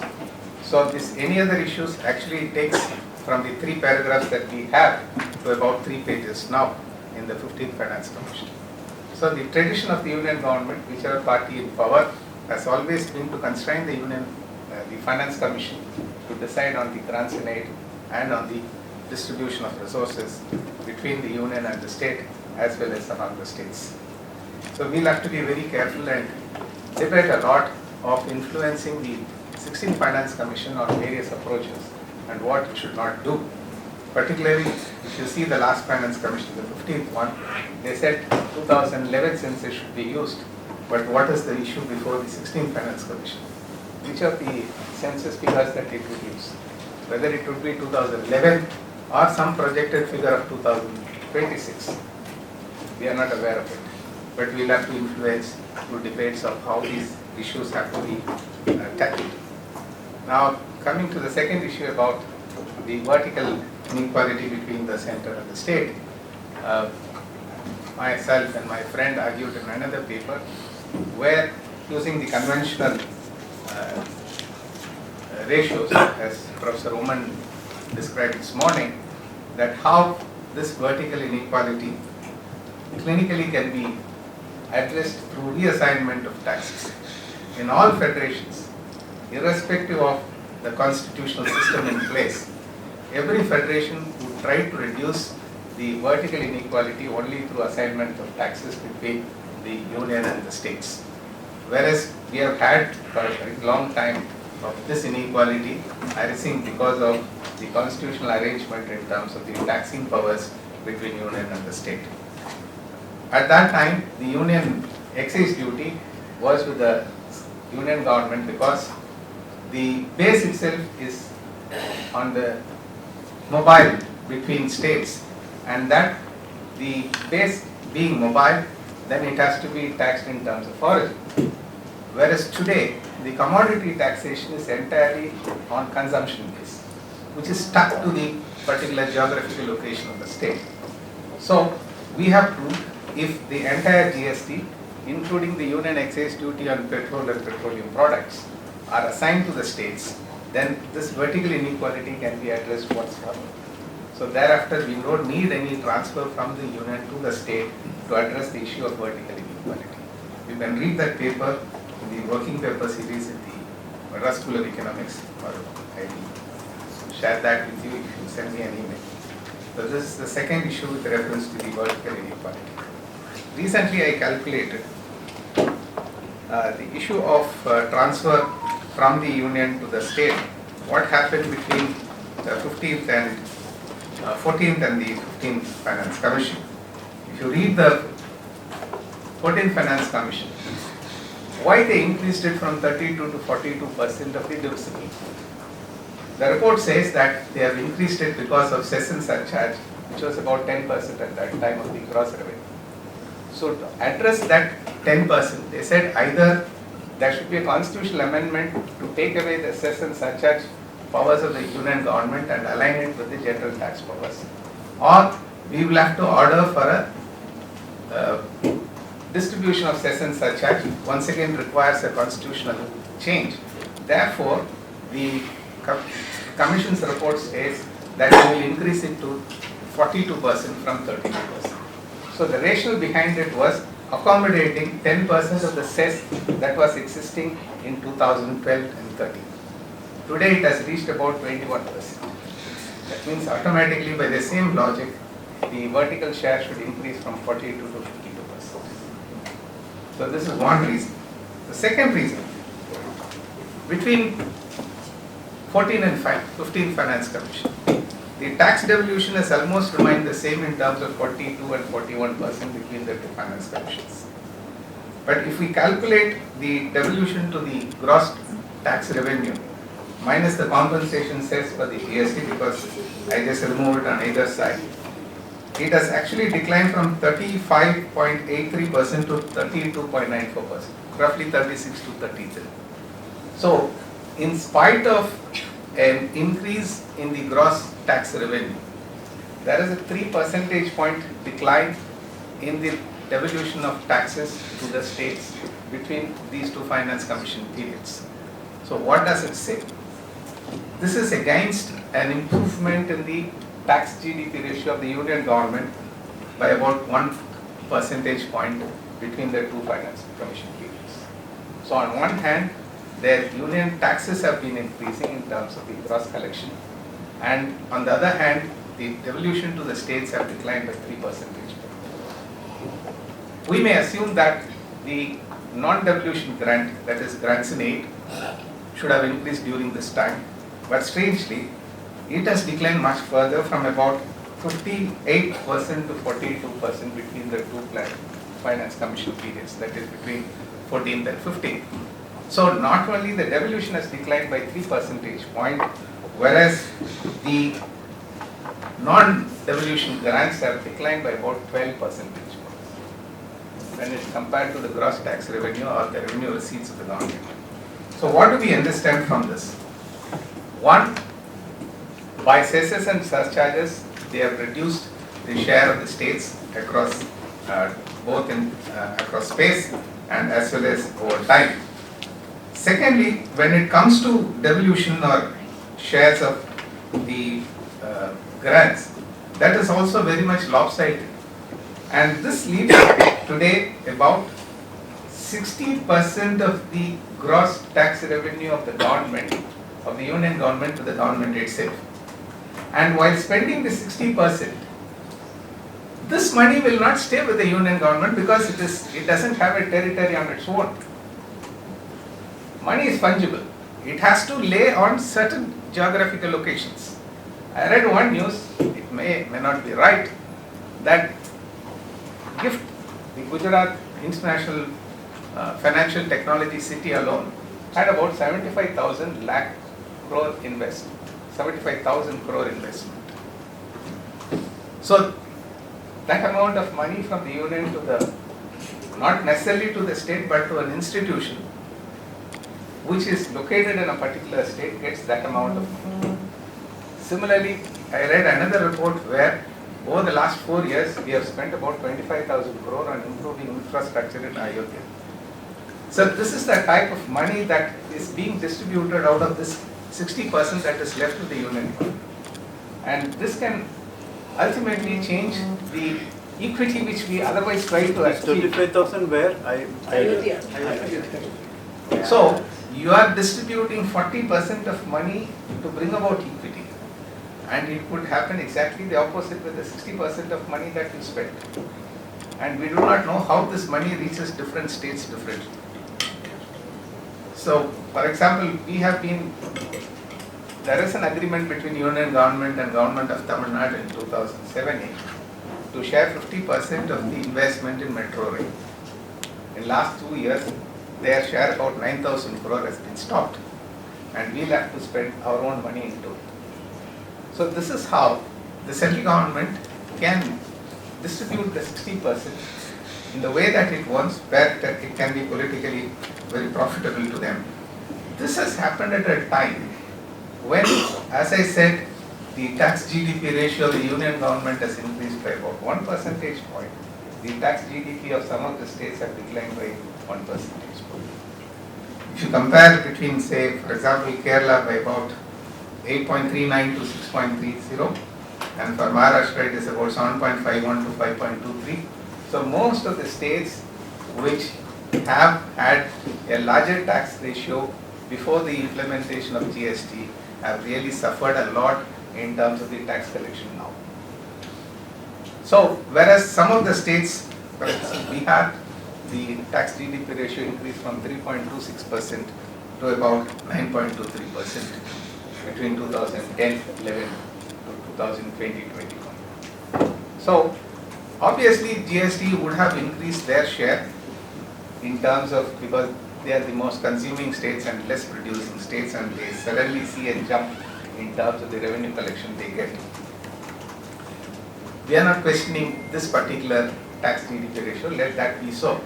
So what we are trying to address is, if the tax GDP ratio of the states are declining over a time, when the tax GDP ratio of the union government has been increasing over the same time, but we are getting a much less amount of resources in terms of the transfers that you make. When it comes to the distribution of money, horizontal distribution of the tax money, I make only a simple point. Conceptually, as a resident of Tamil Nadu, the amount of tax that I pay to the union and the states is what I would expect in terms of the returns of public services from the two levels of government.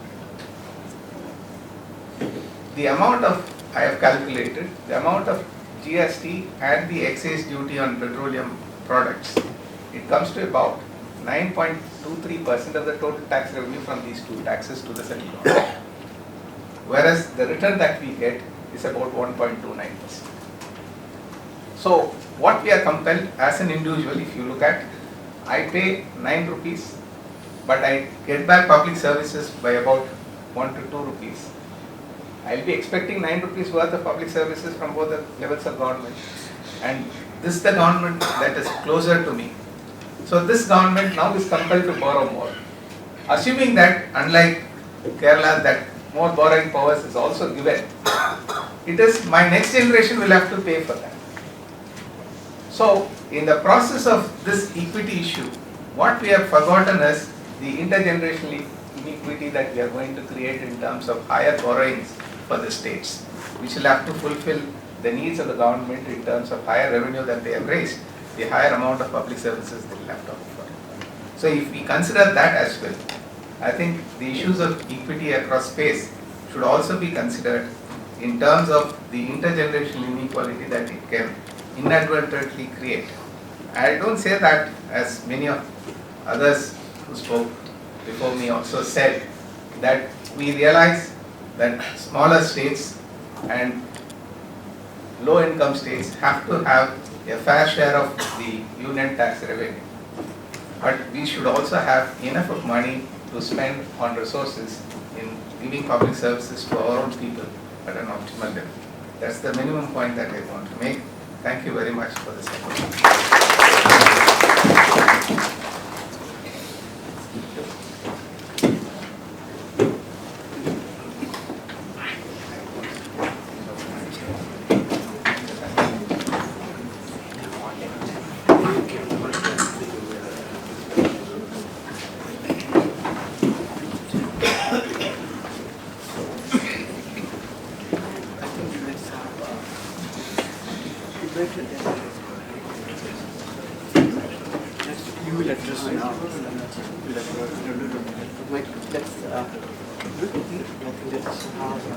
Dr. Deranjan's address now, after that. Yeah, I think I'm extremely also sorry that we have very sad news from quite many of you.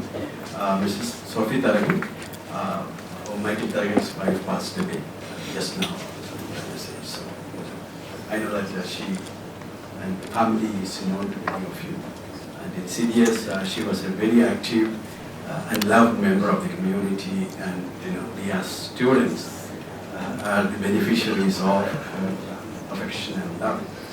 Yeah, that's you convey our condolence and prayers. I think I must congratulate and appreciate Kerala Economic Association, which of late has become very, very vibrant with the numerous academic activities of interest for the teaching and student community in Kerala. And they are actually stretching their wings to issues of much relevance, not only to the teaching community, but also to the policy makers and the states, across states at large. That is the, I think I appreciate Professor Harilal and the Secretary General and of course our Treasurer for getting this meeting organized, and we also kind of gift. I'm always behind them and we take to rely on them, in fact. So now this particular issue which was of state financial relations and so-called cooperative federalism, I'm not going for a big lecture on this today. To say the least, the 16th Finance Commission has been appointed, and now there will be next, at least for one more year, there will be deliberations and discourses as if the Finance Commission is the one agency which is going to solve all the economic problems of the state. But this is in fact all that I would say is that please don't expect Finance Commission and taxes to solve all the problems. But at the same time, this is an important instrument, important institutional architecture which India has devised. One of the major part of the institutional architecture which we devised at the time of independence to address our problem of underdevelopment at that time, and to have the development problem addressed in a more or less equitable manner that we have devised Finance Commission, Planning Commission, and how that architecture changed over time. As India changed, as the development dynamics changed and the nature and character of the problems changed, how these institutions evolved over time, that is something that one should be actually articulating. We have already said that we started with a congenital inequality of states having more development responsibilities, whereas the center having more access to, or more than 52% of the 62% of the resources being held by the center. But in fact, I would like to even argue that there is a kind of congenital congenital infirmities that in fact has got manifested in the manner in which resources got shared, which I would say the denominator problem and the numerator problem. I would say the denominator problem is the size of the divisible pool, how it has been devised. We know that over time it has been, we are actually better off. In 51 it was only income tax and 3 or 4, a few excise on few items. By 10th Finance Commission, almost all the tax revenues got devolved, and whether you like it or not, by 14th we have got something like 42% came and it increased. But as Professor Reddy rightly said, you don't forget the fact that we have Planning Commission earlier. It was devolved through Gulati formula was done away with. And in fact, the major problem is again another infirmity is the so-called one-size-fits-all formula that we have been adopting, not only with respect to centrally sponsored schemes, as our Vinod Vyasarisa rightly said. And equally important is when it was coming to FRBM. Again, we have more or less kind of same approach, one size fits approach happening. The point which I wanted to argue is that what actually has happened is that there was an unacceptable level of inertia for the institutional architecture to change in accordance with the changing context and time and our situation. Addressing the problem of underdevelopment is entirely different from working for a country which is aspiring to be the third largest economy and a developed economy by 2047. To what extent and again, this development of making of India of a developed economy is not made in Delhi. This is made in the states. States make India a developed economy, it's not Delhi, it's not a union, it's the states who make it. Now the question is, to what extent, when you are thinking about 16th Finance Commission, to what extent this has been actually built into it, the terms of reference is one and same constitutional, the constitutional terms of reference remaining the same. Of course, I don't know whether the contextual terms of reference will be coming in. I'm not very sure about that.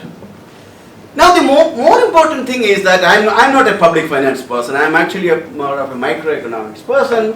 These macroeconomists are people with a big head and a lot of things on it. When I'm looking at the key parameter that determine this distribution is per capita income. Am I right? 50% is per capita income. With my small mind, microeconomics, when I look into it, I realize that this is actually one of the most wrong indicators. Why per capita income? The logic is that if you have high per capita income, you will be getting lower share because you have a high income, per capita income, and actually you have high tax money, so that you can provide the necessary public finance, public services, basic minimum equity in the social public service. You can provide that. So those with high per capita income will be given less devolution. Let us think a little bit carefully. In Kerala, there is a big talk going on. In 80s, we had 12% was the tax GDP ratio, GSDP ratio. Today it is 8%, 4.4 percentage point decline. It's not a small decline, big decline. And if you are able to maintain this 12%, you would have been collecting at least 40,000 crore more than what you are collecting today. There was no need to go to additional borrowing because 40,000 is already there. But if you really look at what actually happened, when you are talking about the taxes from macroeconomic perspective without looking at the dynamics of the tax generation process, you will be losing. In 1980s, when we were having what is called the 12% of the tax GDP ratio, our share of service sector was something like 42%. Today it is 66, 67. That means over last 40 years, the growth of the economy was driven by service sector, and the power to tax the service sector is not with you. The power to tax the service growing sector is the center.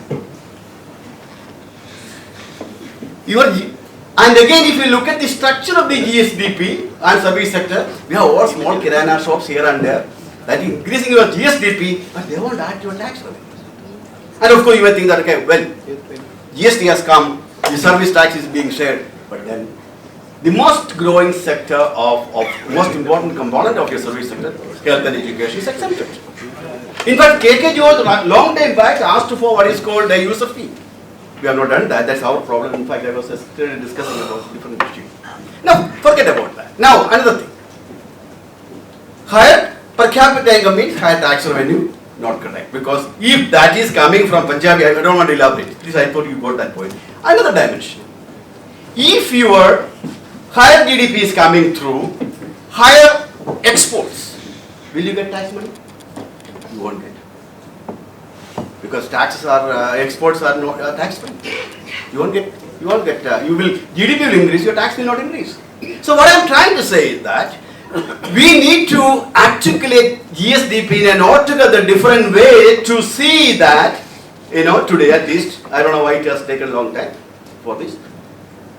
This kind of, without taking into account the dynamics of the economy, if you are talking about public finance, you will not be reaching right conclusions. This is point number one. I mean, I don't want to. Now, again, the point is when you are talking about cooperative federalism, we talk about cooperative federalism in a vertical point.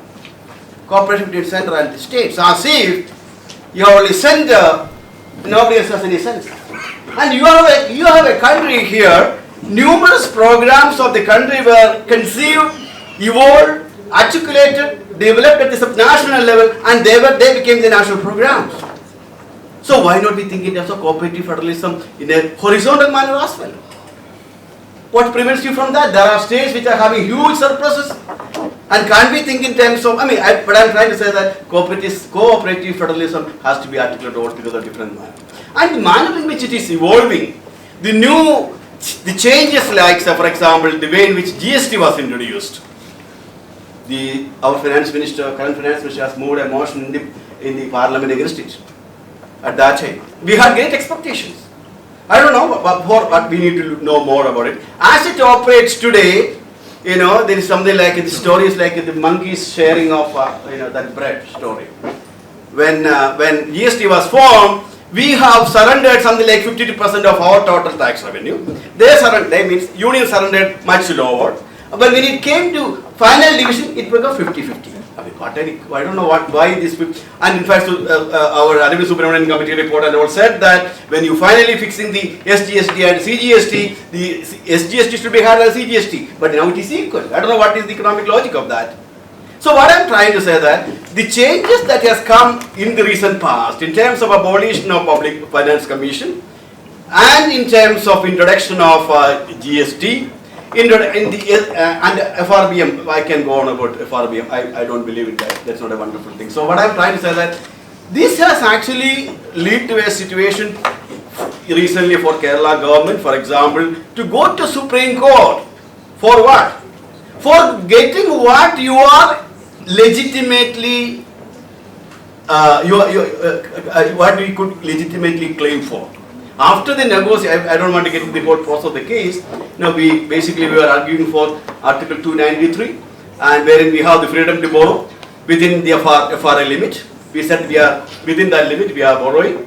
Then the immediate reply from Attorney General was that 52-page document saying that you are a most mismanaged state, you have got cracks in your fiscal system, etc., etc. Then the state government argued that if you have got cracks, these cracks, there is a kind of return for that because of Kerala, India's head is kept high in the international circles of high in terms of SDG, in terms of such situation arose. It should have been aborted. Now again, the point is that the negotiation is going on. So what I am trying to say is that this is not to say that this is problem with only one government. Indian fiscal federal UN family was never a happy family. All the time there were fights. So there are problems within the family. And now the point is that there is a need for articulating, there is a need for much more analytical thought process to see the problem in a proper perspective. I think it is in this context that, with the like-minded institutions and the states are coming together. It's a wonderful initiative, and I most wholeheartedly invite our key speaker of the day to inaugurate Dr. Jayaranjan, Honorable Vice Chairman of Tamil Nadu State Planning Commission, to inaugurate this session, inaugurate us. Thank you.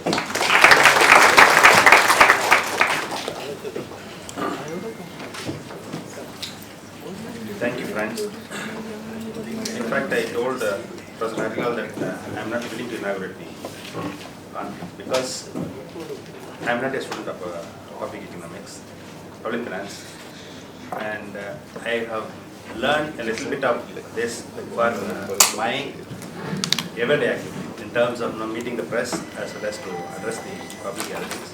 I have to learn something now, so that's how I learned something about the federal finance and the status of the relationship between the unions.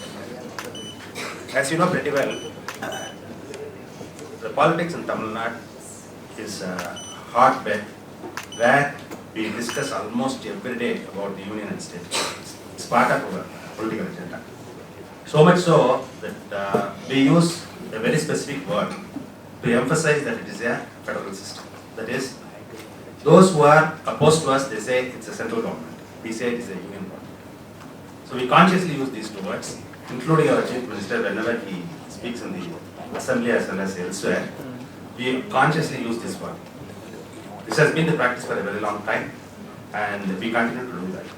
So we are very actively engaged in this problem. Now, all of my predecessors, the speakers, have highlighted various aspects of the problems that faces our country. And I don't know, Hari, why he chose to call this session as a session on cooperative federalism. Federalism is cooperative. What is the point in calling it again cooperative federalism? I think it was a game, it's a trick played by these fellows to bring in GST. At that time, we were not willing, many of the states were not willing to go on board. So they said, we call it as, let us cooperate, we call it as a cooperative federalism.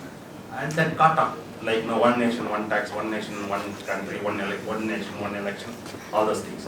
And similar kind of coinage, I think. And I think we should not fall into that trap. Having said that, I would like to address just 4 points on this issue. Number one, the gravest problem that I see in the union state relations is there is no common platform where the issues concerning the union and the states can be discussed. There is no forum at all.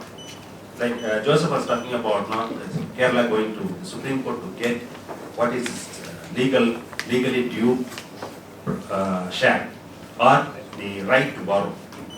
Now, earlier at least we had systems like the Planning Commission, the Interstate Council, National Development Council, all this, they were at least there was a platform where we can air our views. The chief ministers of the respective states can talk to the prime minister. Now they said that Rajya Sabha is meant for that. You know how the Lok Sabha as well as Rajya Sabha functions. None of the ministers turn up there. Even if they turn up, they don't allow the members to speak. Even if they speak, they don't respond. That's how that system is functioning. Now, some of our friends in the academia as well as in the journalism, they said GST Council can play that role. And you know pretty well that the union government has the veto of nearly to 1/3 of the votes. And secondly, the person who chairs it, given the disposition of that person, you know how GST Council works. So practically there is no platform for the states to air their views, grievances, whatever. Given that, what kind of federalism that we have here in our country? Right from the beginning, as he said, we have never been a happy family. Even in the Constituent Assembly debates, that was the question that was raised. Is it in fact, when the legal experts looked into our constitution, they said our federalism, Indian federalism, is not a federalism where the states have come together. It was all put together. But one day they said, no, you are all part of India, and they had to give private buses to all the, the states like Thiruvananthapuram. And there was something like 530 such Maharajas or Rajas. They had literally bribed them to bring this country into a map. And that's what they did. And after doing that, you should be very sincere about handling these issues. And that has not happened over the past 70 years. That's what we have been complaining about. And the present tendency is to fray the fabric further. That's what is happening in the name of one nation. So unless the union wants to keep this system in place intact, it should go in for or conceive of a common platform where the states can negotiate and air their views with the center. That is point number one. Point number two, and Professor Asimarti, when he was talking about the taxes, he said how the shift is taking place from the direct tax to the indirect taxes, and how the corporate tax has been reduced. So much so that it's corporate tax is the lowest now, if I remember the numbers right. Even the personal income tax has crossed the corporate tax, and GST has gone further and further. If that is the structure, now who will look into all these things? And they talk about privatization. They talk about they are selling all the airports, ports, everything, and there is no regulator and the regulator is supposed to regulate all these things. When the market is free functioning market, there should be a regulator. Now the union has captured all the regulatory systems. Now how dangerous it is when the union captures the regulators, then you see they are the ones who appoint the regulators.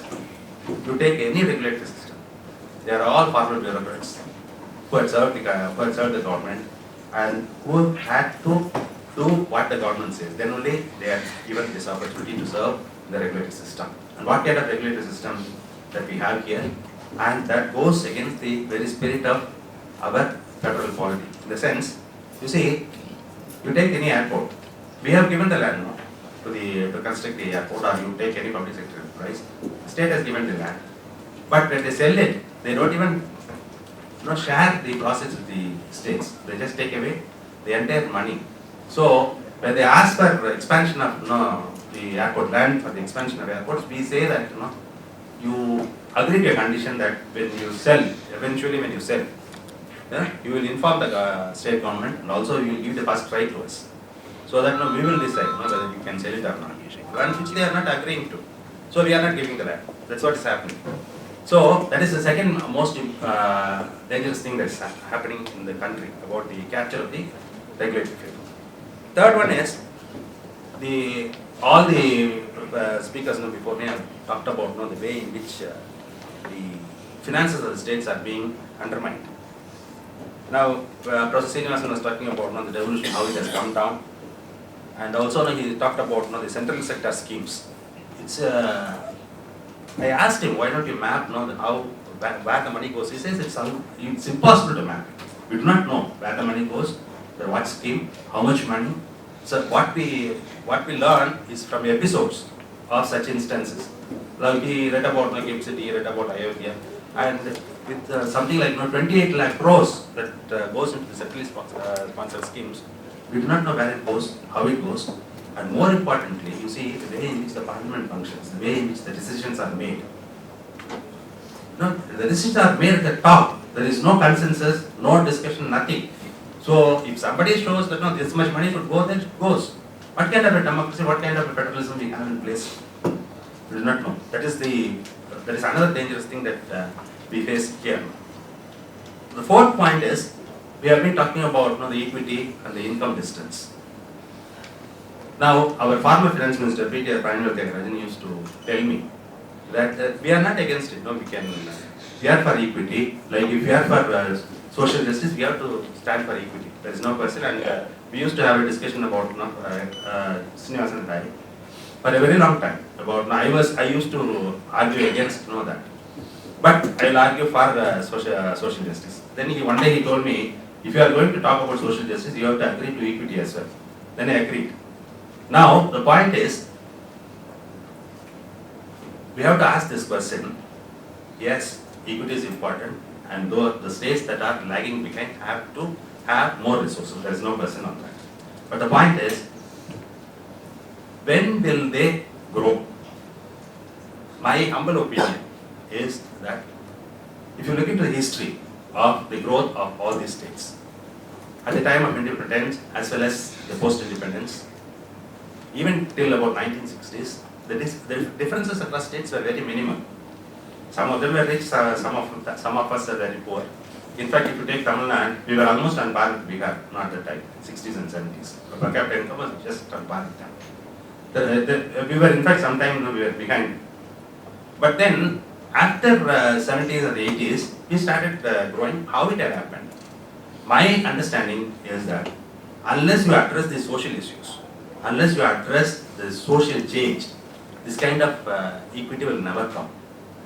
And however money you pour in, like you might give, union government may give only 5,000 crores to us and 25,000 crores to UP. And UP can never capture Tamil Nadu if that social change hasn't happened there. And none of the governments are addressing this issue. It is a larger issue and larger political issue, and that has to be addressed if this equity has to be breached. This equity cannot be breached with more and more money. That is the fourth point that I would like to make. The fifth point is, this is the last point that I would like to make. The overall picture, when you think about now all this trends. What I feel is, I feel very alarmed about it. Why? Now, right at the beginning, we centralized, DN quoted about what Ambedkar said in the legislative Constitutional Assembly. Why did we centralize? We thought no, another Pakistan should not happen. So we centralized it. Before that, the argument was that centralization should not be there, like the imperial government.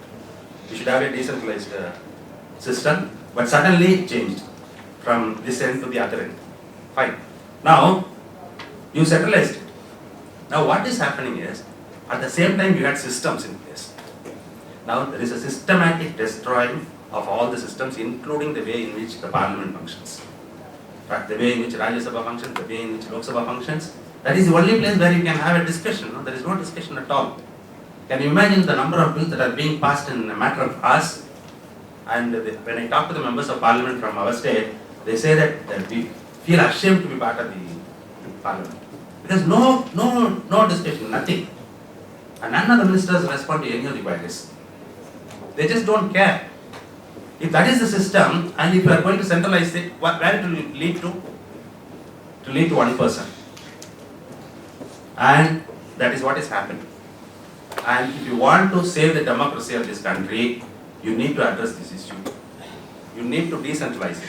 Unless you decentralize it, it will lead to the destruction of the whole parliamentary system in our country. And with that point, I rest my case. Thank you.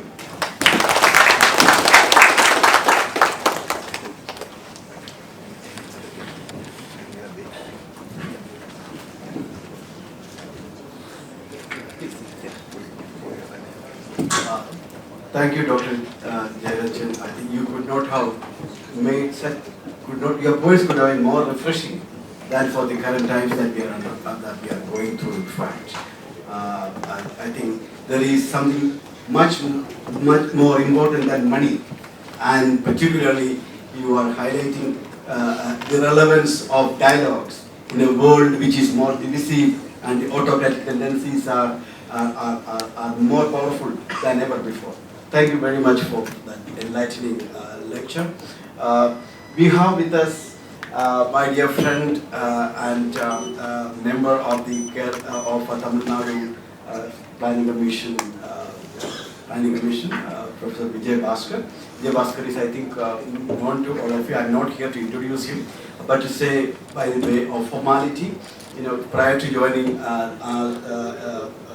State Planning Commission, he was the professor at MIDS, Madras Institute of Development Studies, and he is a person, not a macroeconomist. It's very useful, in fact, at this juncture, because we have a lot of macroeconomic insight without microeconomic understanding. That always can cause more harm than good.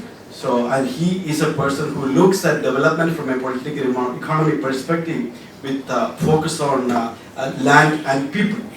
And I am very much impressed by his work on an area where we share on ICT and development, and his work on social justice and his work on Tirupur, in the early days were much quoted in the academic circle, and he also holds visiting professor positions from universities abroad, including the University of London.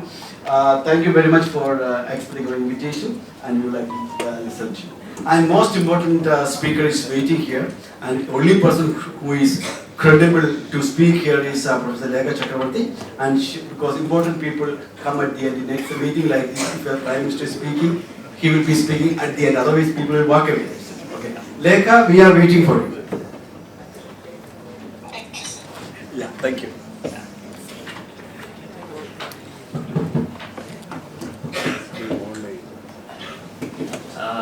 Thank you, Kerala Economic Association and the Gulati Institute of Finance and Taxation, Professor Harilal and Professor Joseph in particular for this invite. And Lekha, yeah, I will not keep you waiting for too long. So, again, I will also say that I broadly have 3 points to make. So, I think as most of us are researchers and teachers, the onus on us to produce compelling knowledge, compelling arguments in favor of federalism, I think is the most important task that we have at present. Yeah. And generally we all know that federalism has been justified primarily from the point of view of policy efficiency, both in terms of design, outcomes and accountability. So Professor Harilal and in fact Professor Vyaspa and many others, many predecessors spoke about how centralization has been kind of undermining the efficiency outcomes. But as we can see, most of this evidence is primarily anecdotal. I think what we need is identify a set of centrally sponsored schemes and then see how it plays out across states. We can take one or two schemes and across all 4 South Indian states for that matter, and see how implementation and design actually leads to suboptimal utilization of resources and social outcomes. I think that's something that we should do going forward in a much more systematic manner. And another important factor which we need to keep in mind as a part of this is that, federalism always provides a laboratory for policy innovation. In fact, much of the schemes that has been introduced by the union government over the last 2 or 3 decades has actually have drawn from experiments done at the level of the subnational government or state governments. A typical example, of course, a classic example, is the midday meal scheme, introduced in Tamil Nadu. We have a long history of implementation of the midday meal scheme, but it was scaled up at the state level only in the 1980s. And as probably many of you know, when the scheme was introduced, which was meant to target simultaneously the issue of nutrition as well as education, the Planning Commission did not give us funds for the implementation, and World Bank dismissed this as a frivolous kind of expenditure. But 10 years later, it was the same World Bank, which supported the rollout of ICDS at the union government level.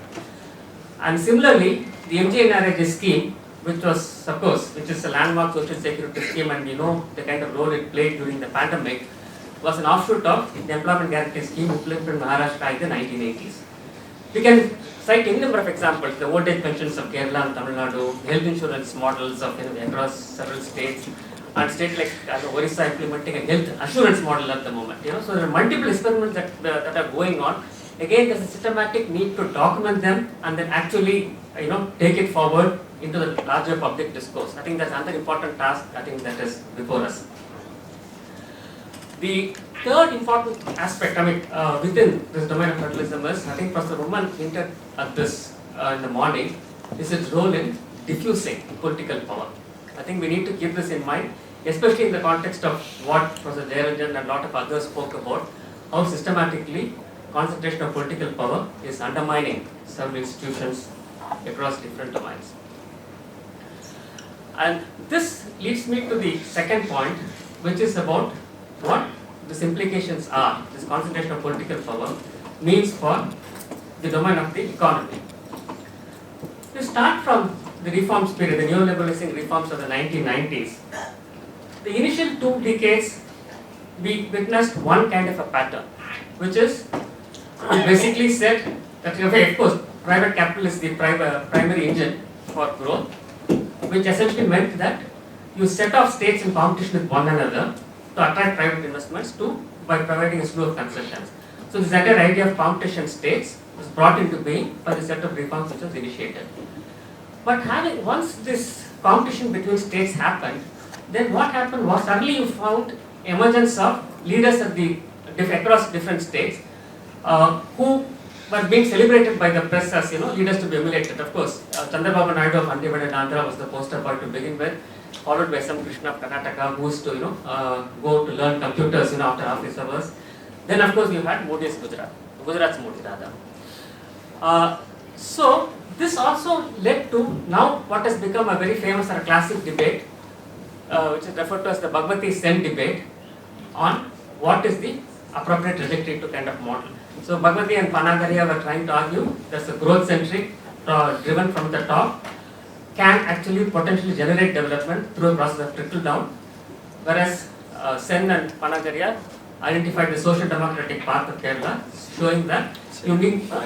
Sen and Jean Reyes, showed that it's through investments in health and education might not actually necessarily attain a high growth trajectory, but appropriate investments in health and education can actually deliver development much better than Gujarat. And 2 days ago, the print carried a piece which actually said that the current elections, the model is about the Hindutva model of development as opposed to the Dravidian model of development, which is the later being much more socially inclusive and secular and based on creating and broad-basing equality and opportunities as opposed to what we have seen and what we have heard earlier. And also, the important point during this period is there was a diffusion of political power because coalition governments were primarily ruling during this first 2 decades. So what this meant was, because of various checks and balances, 2 things happened. One, a number of rights-based schemes and acts were kind of implemented. You have the MNRGA, you have the right to food, you have the right to education kind of acts which are implemented, which essentially emphasized provision of public services, access to public services through a rights-based framework, which essentially through pressure from below, not as something which is kind of imposed from the top. And simultaneously, another point which I think some people have alluded to is, it also allowed the emergence of capital from state, which are not capitalists, not so much from the traditional mercantile class, but from an alternate set of groups. When one has in mind groups like GVK, GMR, even Sun, a group from Tamil Nadu. So these are all groups, which are not drawn from traditional big business communities. So why I am emphasizing this is also a period, the reforms also, it was not actually pro-market reform, as Satyapali points out, it is actually pro-business reform. Pro-market reform is a reform which actually tends to promote more new entrants into the market and is supposed to be pro-consumer, whereas a pro-business reform would be reforms which would actually strengthen the position of existing businesses. So despite the fact that reforms did strengthen existing businesses, because of the diffusion of political power, you found that somehow there is some scope for more democratic kind of growth processes initiated across different states. So something changes within the last decade, which is essentially an undermining of the space for alternate capitals or smaller capitals to kind of grow, along with consolidation of economic power. So you have a fusion of both strong political power and economic power coming together. So here I'd like to draw upon Viral Acharya's study, where he points out that in the last decade, the power of, he calls it the big five, and their share in the total corporate sector assets has actually increased. Initially it increased by them diversifying into newer sectors, that is broad basing of that power. And in the last 5 years, the power has intensified by actually increasing the share at which, within the domains in which they are operating. And this share has increased not just in relation to the entire corporate sector, but even in proportion to the next 5 in the top ranking, business groups. So now, within this, in this kind of a discussion, then we need to kind of ask, what does this idea of one nation, one market means when this reform is introduced, right? Who are the ones who can actually take benefit of this idea of one integrated market when economic power and political power is in some sense getting fused together? And it's very obvious that this idea of the rise of the big five essentially is also tied to this idea of developmental strategy, which is premised on building national champions, like the way it happened in Korea.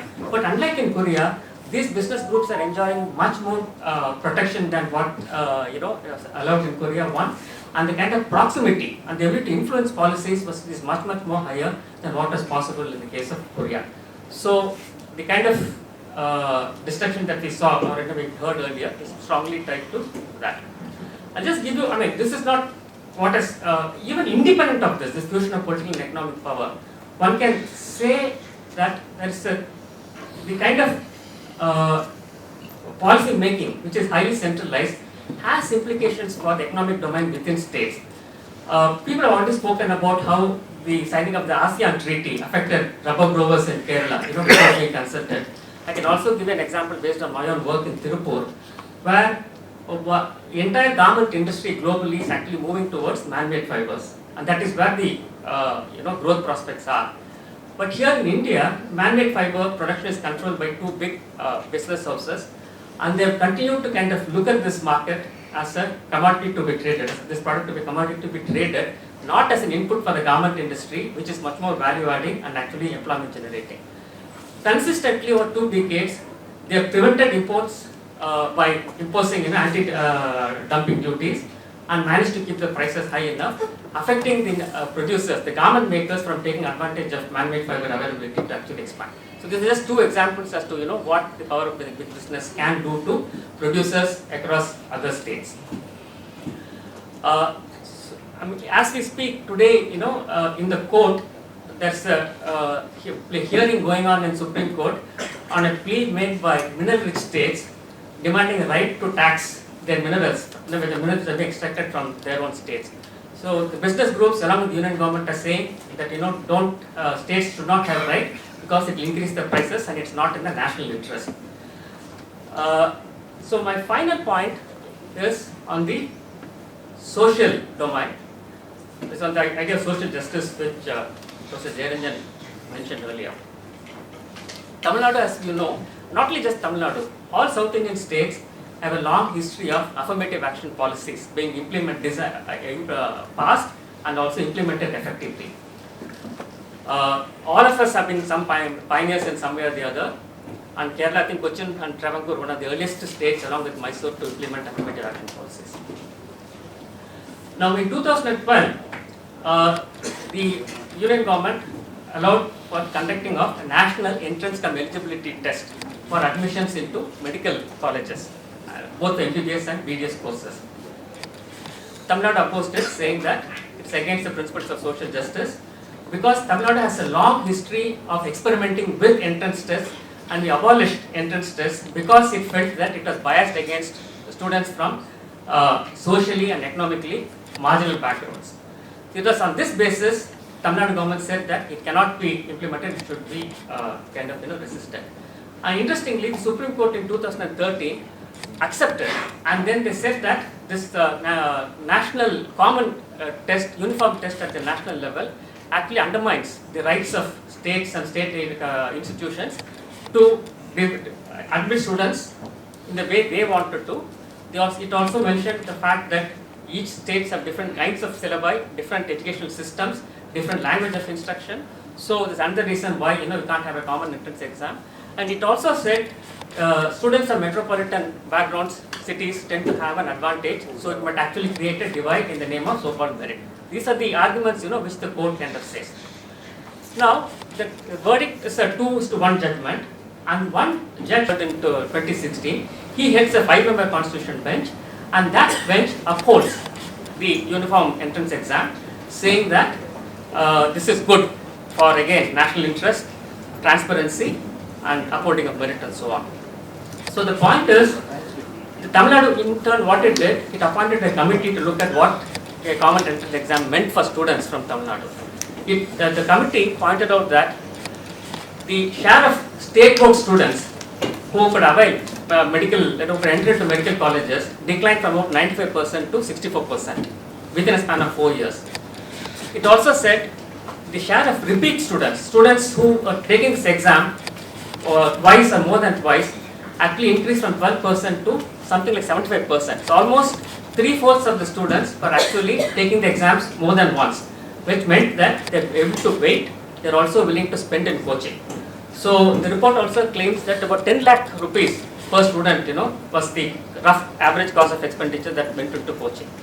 So based on this, again Tamil Nadu government says, adopts a resolution in the assembly and gives it to the governor. The governor sits on it indefinitely. After a lot of pressure from the court, finally it has now gone to the president's thing for assent. The point is, this we don't know whether it happened or not.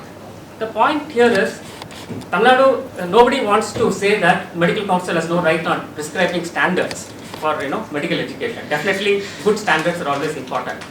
But here this uniform entrance test is not about setting standards, but it's actually deciding who can get in, who cannot get in. I will stop. Yeah. So it's not about standards, but it's about figuring out who can get in, who cannot get in. So when one talks about equity, the entire discussion has been on equity. You systematically you find how principles of social justice which inform the public health system, access to education, is also being undermined, not just by the parliament but also by institutions such as the judiciary. So I shall stop with this and thank you again for the opportunity.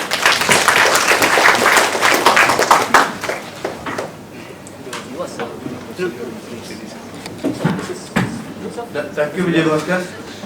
In fact, now our debates are getting more and more sharply focused, and I am sure that now the output of this seminar will contribute in a significant way to the memorandum that the state governments will be submitting to the 16th Finance Commission. Not only the memorandum, the quality of discussion around center-state relations in the context of 16th Finance Commission will be, the quality will be augmented by this kind of discussion. Now let me invite Professor Lekha Chakravarti to make her contributions, and then of course we should find enough some time for one round of discussion at least. So I may have to ask Lekha, I'm sorry, to sort of conclude in 15 minutes so that we can have some discussion. I am very sorry, Lekha, because we are running out of time. Lekha Chakravarti. Thank you, Professor Harikar, for having me. And special thanks to Professor and I will be finding this time. I will be very brief. Most of the points are related by speakers before me. Lekha, wait for a moment. Let us make some adjustment in the public address.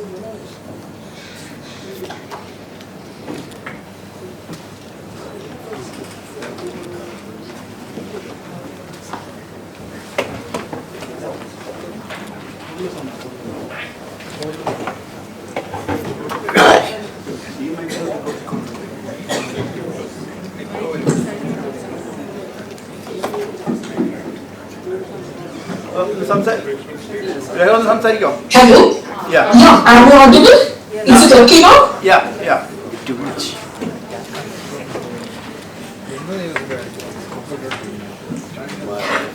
Okay. Okay. Everything is fine? Yeah. Hello? Everything is fine? Am I audible? Yeah, it's clear now. Okay. Thank you so much once again. My favorite finance commission is always 14th Finance Commission. In the cooperative federalism, we can think about 14th Finance Commission prior and after. Why I am saying this? Because of the radical decision they have taken related to the quantum of devolution. And of course, we know that after that, many things happened. The restructuring of grants and conditional grants have happened.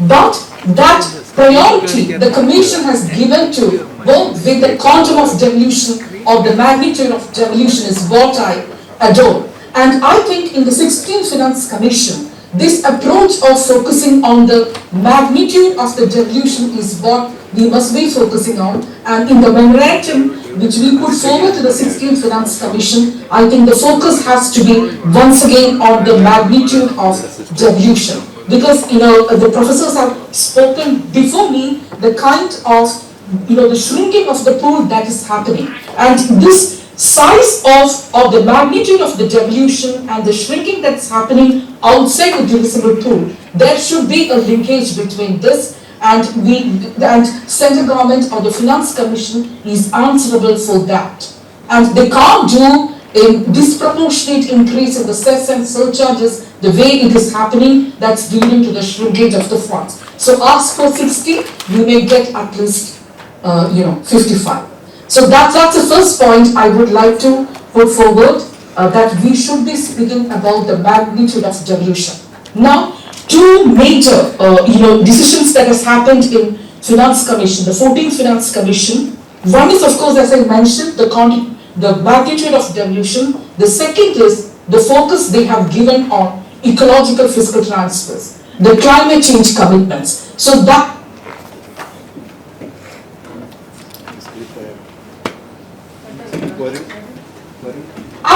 course, the climate change commitments, because this is a broader question, it's an international public good. That's the way India is putting forward this concern. So we must be focusing on ecological fiscal transfers, just like the way the 14th Finance Commission has put forward that. And of course, the 15th Finance Commission retained the criteria with some minor corrections. So that's my point about the quantum of devolution. Now, what could be the plausible arguments? Take a moment and take your seat as a chairman of 16th Finance Commission. So what could be the plausible argument he's going to put forward to you when he's on board for the bargain? First, he will be talking about the poly crisis, or he will be talking about the geopolitical uncertainty, the exogenous factors that's affecting his size of government. And Professor Harilal has pointed out this beautifully, that what's happening in the central government, the size of government is shrinking. So if the size of government is shrinking, of course that is closely correlated to the revenue stability. So the revenue stability, what's happening, we have talked about the pillar 2, the global, the minimum tax for the corporation tax, it is coming down to 15%. All those, the details of the shrinkage of the tax pool we are talking about, and it is closely linked, the size of the government, the poly crisis, and the revenue stability. So if that is the case, they will argue before us that macroeconomic stabilization function, we can better perform. So that's the way we are going to put forward the argument, and that's what is exactly happening in the Lutyens' day. So how we counter-argue this statement? Over the years, after the 14th Finance Commission, something very strange that happened, a development is, in the cooperative federalism, there is a kind of nudging that's happening now. The central government is nudging the state governments to go to the market to find the extra borrowing space. And they articulated that you can go beyond 3% of the deficit, but that 0.5 will be tied to the structural reforms, it will be tied to the power sector reforms, and these kind of macroeconomic uncertainties due to the poly crisis, due to these kind of deficit dynamics, now the states are equally exposed to these macroeconomic uncertainties. So even though the finding the pool is fine, but the shrinkage needs to be addressed, and that has to be closely tied to the way the cesses and surcharges is getting designed in the economy, and it has to be closely tied to that, and we have to ask for more devolution if that kind of increasing disproportionately increase in the kind of shrinkage of the divisible pool. So we don't want a tax specific model. Once again, it has to be divisible pool, and it has to be closely tied to what's happening related to the shrinkage. Now, from the magnitude, let's get into the criteria of devolution. The present formula, as distinguished panelists spoke before me, 45% of the entire, the scientific formula is given to the per capita income distance. That's affecting the states which have robust growth path. So what should be done that? And Professor K.J. Joseph has rightly pointed out that this is not the exact reflection of the fiscal capacity. If the prime duty of the Finance Commission is to offset fiscal disabilities, getting into the per capita income distance, that's not exactly the criteria which we need to look into. Now, they will counter-argue that, look, we need to hold our country together. We have economic convergence in our mind. So the rich states and the poor states need to catch up with the rich states. And Professor Pinaki Chakravarti and I have a paper on this economic convergence. We looked into the overall convergence and the club convergence, incorporating the fiscal federal variables. And of course, this equity concern is real, and we have an issue related to the economic convergence. But then the counter question is, of course, we can understand that the equality in processes, it's a scientific formula, but it's not leading to equality in outcome. We are getting penalized for being efficient. Now, what is your solution for us when we are having a robust growth path and when we have controlled the population? And there should be a counter mechanism to support us, because we are reaching a tipping point and it is affecting the fiscal space. Now, getting into the other variables, population is given 15% weightage. Area, again, how to deal with that, the criteria of area, that will be a big question in the 16th Finance Commission, whether getting into terrain or if we're getting into density of population, it's going to be a big discussion. Area is given 15%, ecology and forest is given 10%, demographic performance to counter that the negative effect on population is given by the TFR, which is given 12.5%, and the tax effect, because they thought that we will be lazy if there is more transfers, intergovernmental transfers from top, the states will go lazy. So we need to have a tax effort with 2.5% weightage. So this is the existing devolution formula. So where we can articulate this, that 45% income distance, is there any different methodology in which we can calculate that income distance? Number one. Can we talk about a kind of compensation? Because we are losing out because of 45% is given to the income criteria. Is there any compensation you can do by incorporating the human development indicators? Is that possible? And the demographic performance is proxied by the TFR and transition. The states like Kerala, we have, it's affecting our labor market dynamics. We have quite a bit of huge elderly population. So when you talk about the demographic performance variable, should we be taking into consideration of this demographic transition that's affecting our labor market dynamics? So these are the questions we can ask. But when we talk about the human development, the practitioners or the bureaucrats or the finance commission members, they will be very comfortable with single indicators than putting a composite indicator like human development index. Because of bureaucrats, we have to calculate on the basis of, they will keep the formula very simple, not complicated. And of course the HDI, that will be a favorable criteria for us, but taking this intergovernmental fiscal transfers beyond the income criteria to human development perspective, should we be speaking that put a variable related to infant mortality rate? Or should we be talking about an indicator which can be incorporated within the Finance Commission formula? But again, as Professor Harilal mentioned, the taste of the pudding is in India. But we cannot open the box first. We have to fix the formula or fix the principles, balancing the equity and efficiency criteria initially with proper weightages and proper determinants. And once you open the box and how the states got the funds, there again, the corrective mechanism is possible or not, then we are going political over here.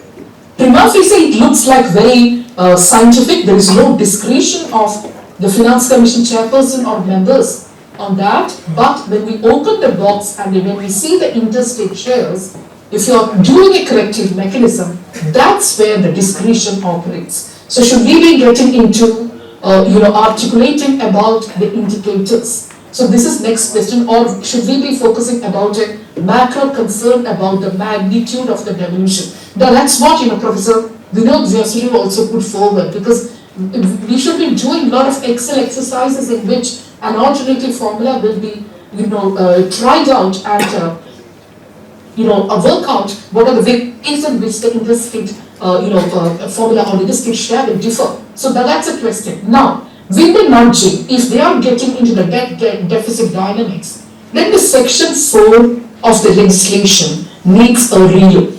The section 4 of the legislation needs a relook because Finance Commission is not confined to designing the intergovernmental fiscal transfers alone. They are getting into the subnational debt dynamics now and articulated the indicators related to the fiscal risk. If that is the case, we have a clear case for articulating to them, just like the way Professor Harilal also mentioned, that if the revenue stability is the concern, then allow us to do a little bit of extra, borrowing. And when we look into this, fragmentation literature and the center-state fiscal transfers, the political economy, when I read the Harvard papers by Albert Einstein at that time, it was of an academic interest, like if the center's party and the state's parties, they are different when in power, it's affecting the center-state relations or intergovernmental fiscal transfers. When I was a student, I read those papers by Alberto Alicina as an academic interest, but now it's hitting us.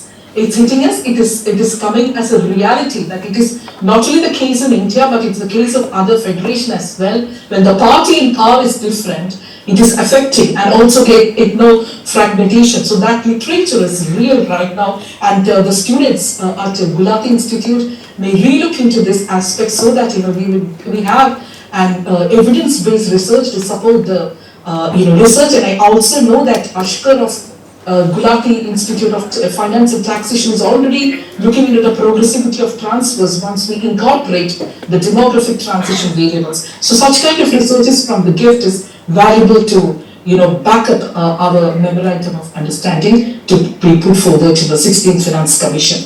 Thank you. Thank you, Lekha. Can you hear me? Can you, Professor Lekha, can you hear me? Yes, I can hear you. Okay. In fact, your video was switched off, and people were complaining about it. Can you switch on? Can you switch it on and greet all of us? So kindly excuse me, I'm very unwell. She's not giving I'm very unwell, so I'm speaking to you from my bed. Sorry.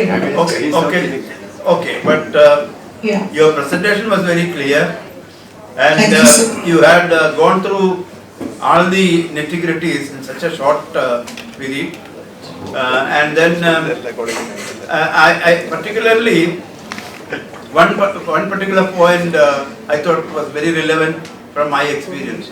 In fact, when in the early stages of Kerala's Janakiya Sutranam, People's Campaign, when we decided to distribute plan money to the local governments, a committee was appointed, and I was a member of that committee for evolving the devolution formula. And we were thinking about various variables which can be fitted into that formula. And lot of discussions came, but we had to take some simple indicators, because now data availability is a problem and complicated things cannot be brought in. Finally, we had to compromise with a kind of equation where simple indicators were used. Similarly, at the level of Central Finance Commission also, when they think in terms of formula, they will be looking for simple indicators. So we will have to do their work also in terms of evolving certain indicators which can be implemented in terms of data calculations, etc. So that's a very important point. Of course, all other points you made were also very, very important. Thank you, Professor Lekha, for joining us. Thank you so much. Thank you. Now we have very limited time for discussion. A lot of time. Okay. Keep it open as long as we around cross 250. Yeah. So, how to go about doing that? We will circulate the mic, and then our panelists are all here. Yeah. You are going to help us with that. You can raise your hand. The mic will reach you. Yeah, so many hands are there. From the back first. Here, right. There's somebody from the right. Go to the.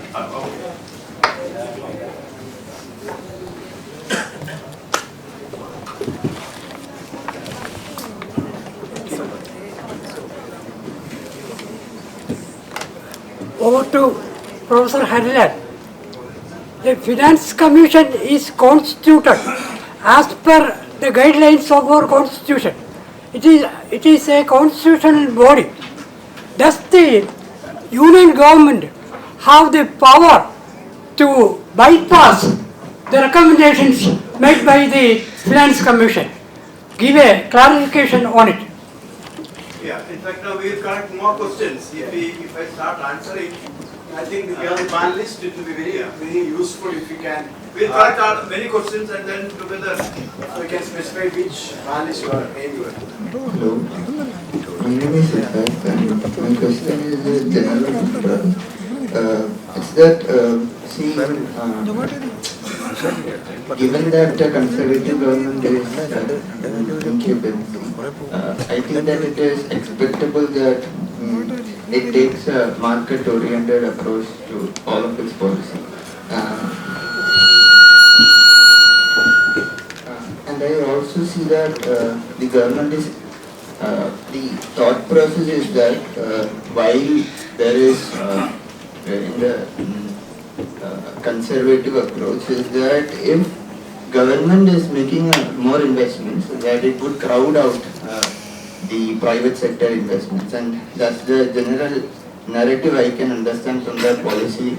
And but my question is this: in fact, if that is the case, in fact, if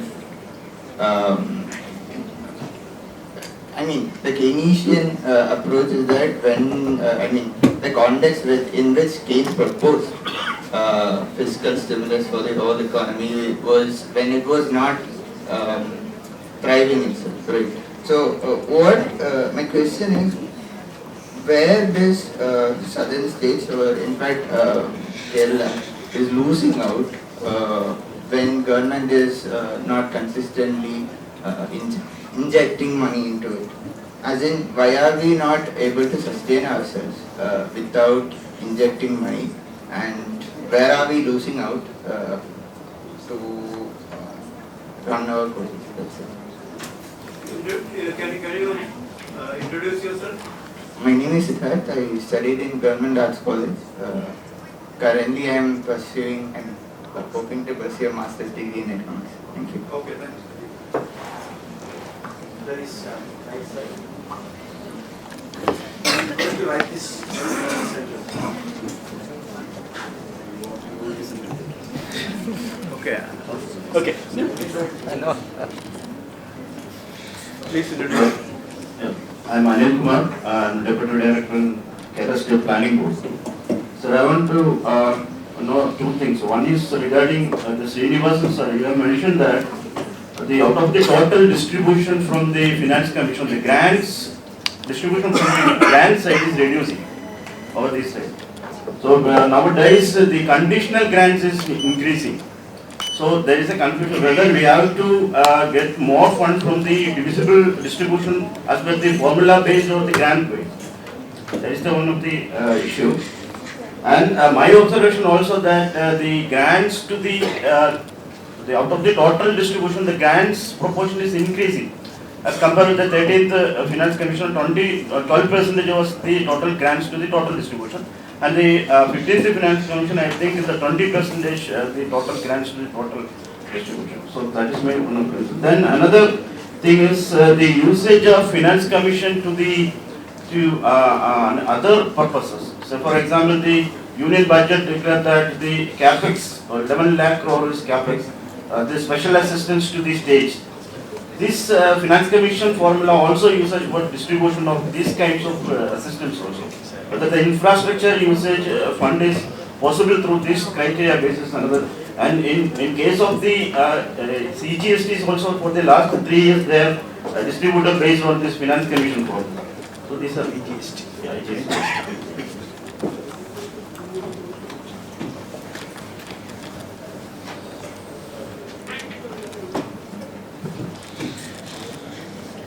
My name is Gilbert Sebastian.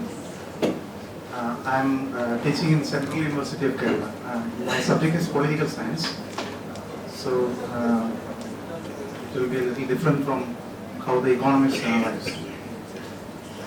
So what I want to say is that, I am in no way justifying the union government. The role of the union government has been very pejorative. But then we have to also consider, when we take a pro-people perspective, we have to also consider the role of the regional dominant classes. See, if we look at the figures, the public debt of Kerala has gone up from 25,721 crore in 2000 to 2001 financial year to rupees 3.57 lakh crore in 2022-23. That is, it is a rise of 13.5%. 8 times. Okay. So, see, if you are using this kind of debt, public debt, for developmental activities, welfare activities, that is fine. That is fine. I mean, it has got a multiplier effect. I agree. But then, you see, when you generate this kind of money, how you finance it, there is a question of intergenerational equity, as Dr. Srinivasan was pointing out. And then, then we have this issue of KIFBI. Thomas Isaac sir was involved in this. But then, how you raise the finances for KIFBI? You are raising the finances through petroleum cess. So it is again the regressive indirect tax. So the regional dominant classes are not to be excused in this kind of thing when we take a pro-people perspective. And then there was a suggestion that by a study by one P.S. Ranjit, young person, that the GSDP debt ratio is 39% in the 22-23 financial year, and this has to be brought down to a sustainable level of 27.8% of GSDP. Okay, so this has to be taken seriously, because you see, just like demographic dividend, you have to look at the sustainable level of public debt. Sustainable level of public debt. It is true, if you are using public debt for creating a multiplier effect in the economy, for welfare, education, health, it is fine. But then, if you are doing this kind of regressive taxation, and then you are putting this burden on to the future generations, then that is not justifiable. So very good points have come in this seminar, and I think what Lekha Chakraborty was pointing out, that human development linkage can be brought in as a criterion. That is a good suggestion, and that is also in keeping with the analysis given by Jayaranjan sir, that there is no point in giving money to these North Indian states just like that, unless you address the issue of social change in those states, because all this money is eaten up by the regional dominant classes in the North Indian states. So the human development criterion should be definitely brought in for the distribution of resources. Thank you. Do you have any question to Dr. Jayaranjan? Not to Jayaranjan. I mean, I am saying that this approach, that this is just a question of the center depriving the states, or whether it is of vertical disparity or horizontal disparity. That is not the only thing. The role of the pejorative role of the regional dominant classes also should be considered when we take a pro-people perspective. Not only the pejorative role of the center. Okay, this is my perspective, and anybody can comment on it. Thank you. So you can answer if you want. No, one person, one question. People are getting hungry otherwise. You want very pressing? Very pressing? No. Answer No, there are so many other people. That is okay. Hello, my name is Ritik, and I am from Gulati Institute. And first thing I have to mention that if Thiruvananthapuram was here, he will answer his questions with more clarity. But he has some other perspective also in that, because I am his student. That's it. Yeah, that's actually a selective one. Okay, while I sit through this whole discussion, I become some kind of pessimistic, because some mentions regarding the devolution of from central government, it is not coping up with what Finance Commission's recommendations, because in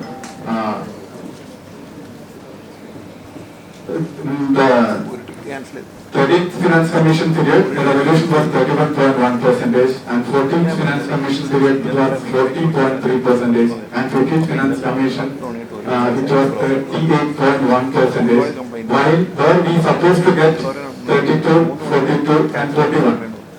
Which means clear manipulation has been done there. I think that we have to consider the net proceedings, the next share of the net proceedings also. While shrinking the devolution pool, we can say some kind of legitimacy is there because they are doing it in a legal way. But such kind of manipulations, and we are talking about the strategies to get more allocation to states and all. This whole discussion going to futile exercise, and also there is that kind of fiscal consolidation is there. So, what's the way out actually regarding this kind of regime, this kind of political regime is in the center? That's the thing.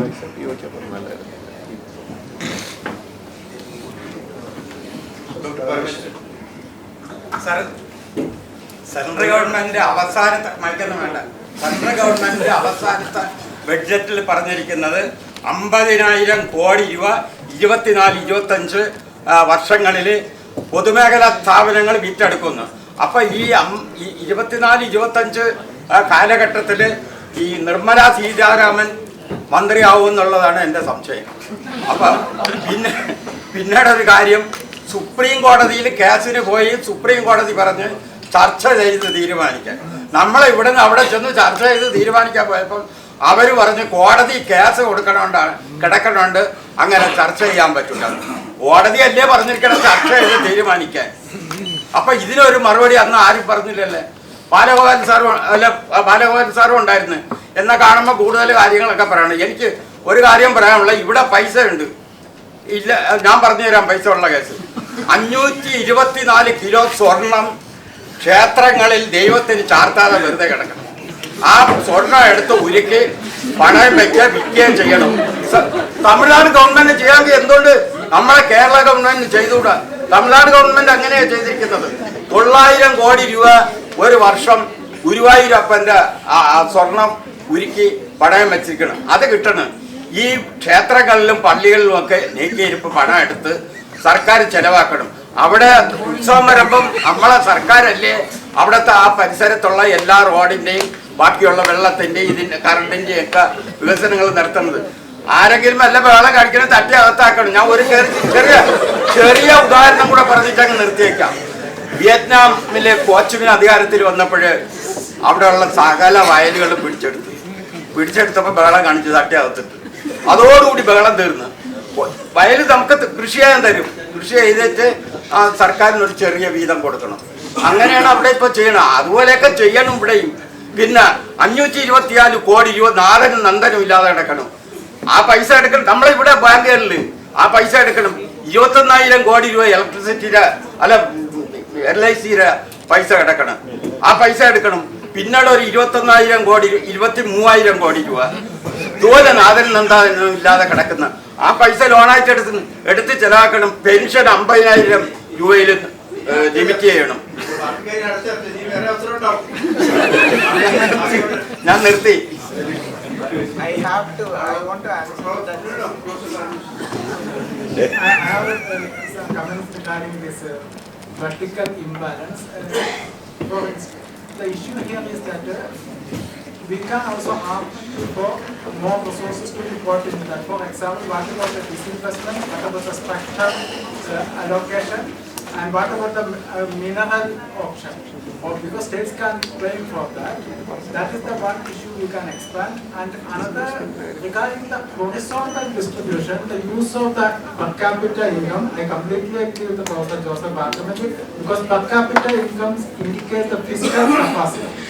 Because the horizontal distribution's objective is to provide equal public service to all the states. So the state should be able to provide equal public service. Now this fiscal capacity per capita income does not indicate fiscal capacity because of the structural changes in the economy. And another thing happening in India is also that when richer states also have higher wage. So what happens is that to provide same public service you need more cost. That is, for example, Kerala and South Indian states wage rate is very high, so you are cost of providing service is higher. Then the third is also that higher income also means you attract lot of migrants. I think South Indian states and almost all richer states are attracting lot of migrants. These states have to provide the service to these people also. This is now emerging and this needs to be considered. Then another issue is that linking finance commission and development is not a good thing because finance commission purpose is to equalize the fiscal capacity. Earlier we had the institution of planning commission because states can take the projects to planning commission and get funding or some kind of mechanism is there. And this now that institution is failed, we need to think about that. And as one panelist said, development is a more comprehensive project. It is not just you cannot do it on the basis of formal.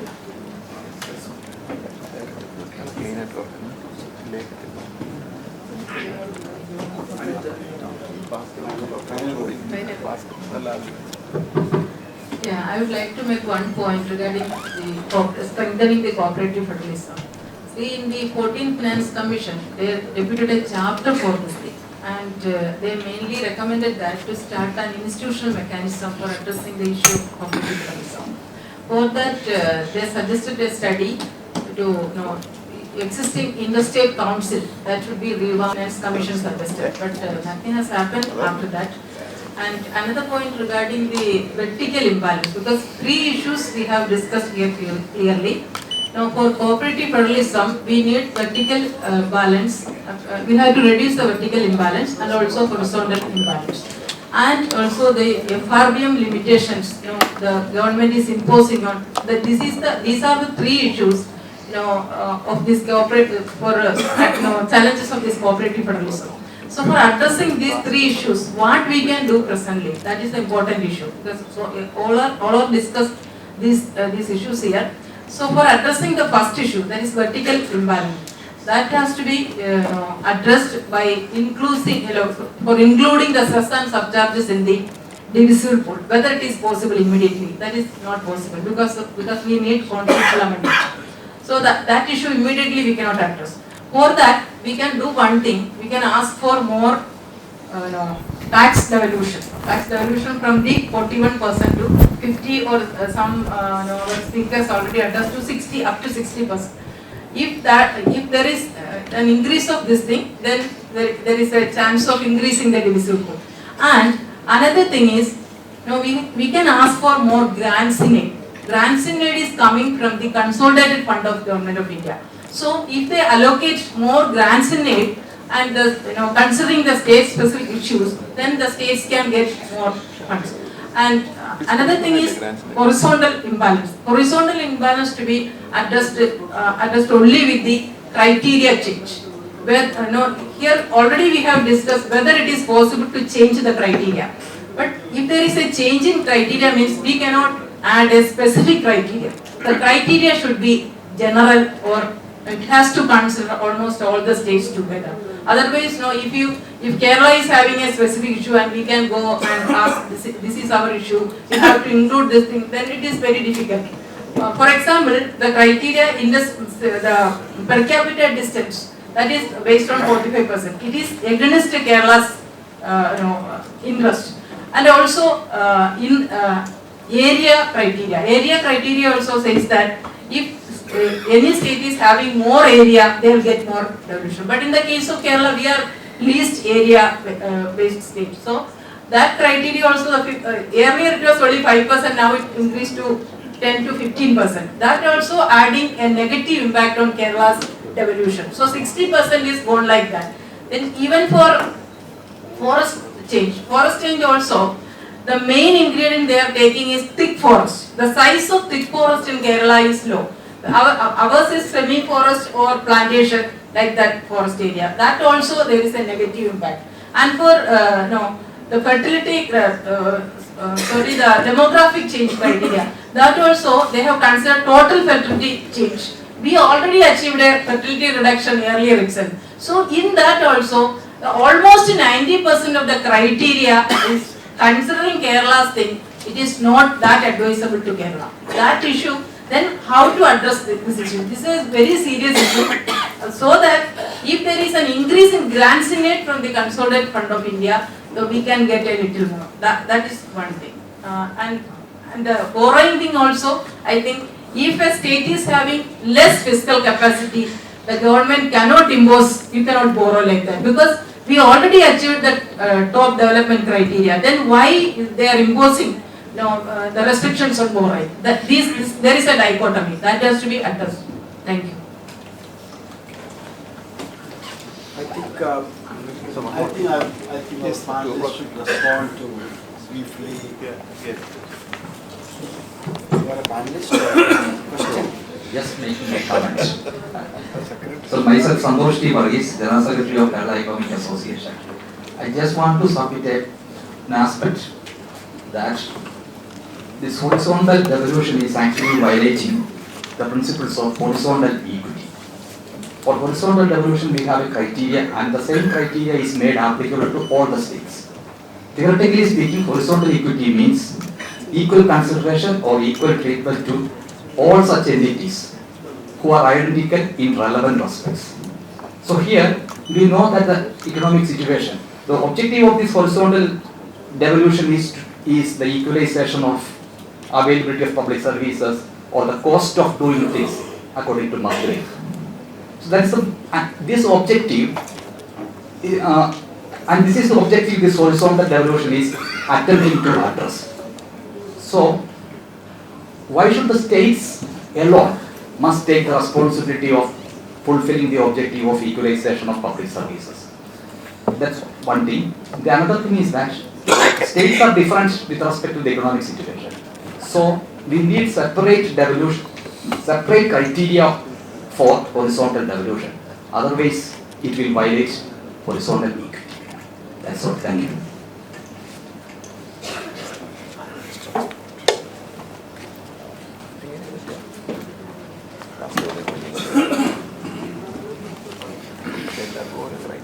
Would you like to respond to some of these observations? I think, yeah. Please, some general remarks. Please come on. Some general remarks. Then I'll ask your colleague to, because there are some pointed questions. No, after you. I think the team's responsibility. The point that we have been raising often is the untied transfer in terms of tax devolution and grants in aid should be higher. So that only works. So that alone can address the issues of autonomy of each of these states. So that is what I have been arguing for a very long time. So any grant that is tied in terms of the centrally sponsored scheme is not what we always look forward to. Because that also constrains our money to be committed as per the priorities of the union government. So which takes away the autonomy of states to design their own fiscal policies and programs. This has been our stand for a very long time. And also some of the conditions that come along with the centrally sponsored scheme, it is so stifling for any administration to implement that, suitable to the situation that arises in the particular state. I'll give you one example, as Bhaskar mentioned. When we implement the what we call it as the Muthulakshmi Reddy scheme for pregnant women, where we give about 18,000 rupees in a matter of about 9 months for a pregnant woman, of which 4,000 rupees is given by the union government. And this requires a lot of documentation from the union government, and they will have to approve this. So unless that is done, that 4,000 rupees will not flow in. So we would disperse the 14,000 rupees, but that 4,000 rupees would never come through. And once again, the state has to pull in that money as well. So this is how many of the schemes are not being implemented, but having accepted, we'll have to commit even our own resources towards that. And this is a point that Bhaskar has always been raising.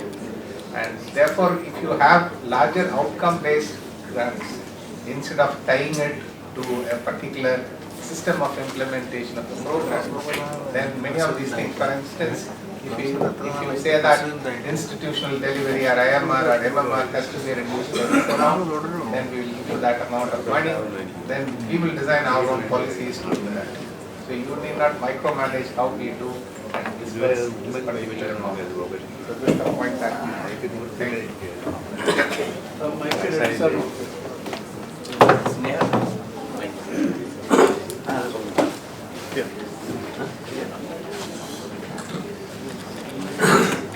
I'd like to add just 2 more points. Can not take more of the time. One is in the state and the union relations, there is a complete lack of transparency. Best case is the way in which they handle this GST. You see, the GST, it is divided between the way in which we collect the taxes is divided between the states and the union. Like for instance, we take Tamil Nadu. If there are about 15 lakh GST payers, 7 lakhs are written 8 lakhs of them. We do not know anything about those 8 lakh taxes. They are refusing to give the data, that is one. Secondly, there is a third component in GST, it is the IGST. And again, it's very opaque. We do not know, till today we do not know how much tax is collected, how it is being devolved to us, we do not know. Even repeated requests for that kind of information is not needed to. That is one. Second thing is the way in which they arm twist the states. The best case example is the centrally sponsored schemes. Like for instance, the best case in our case is the Prime Minister Awas Yojana. It was supposed to be 70-30. That is, 70% should come from them, 30% we have to give, and then the beneficiary has to construct a house. But in practice, our contribution is 70, their contribution is 30. But of all the paying, they insist that no, the name should be Prime Minister Awas Yojana, despite the fact that they give only 30%. If you refuse, they say that they will stop funding. And it is not only that. They start with something, then later on they withdraw. Like for instance, when they initiated the crop insurance, they said, we will give 40, you 48, you will give 48%, 2% will collect it from the beneficiary. You know what they have done now? They have reduced it to 33%. So what? Our problem, we can't withdraw the scheme. So we started with 500 crores 4 years ago, annual commitment. And this year we have to shell out 1,700 crores. Because of the withdrawal, no? They act in such a irresponsible manner because they did not face the people. We have to face the people. So these are the problems that we face in the relationship. And with those 2 points, I think no, I'll stop.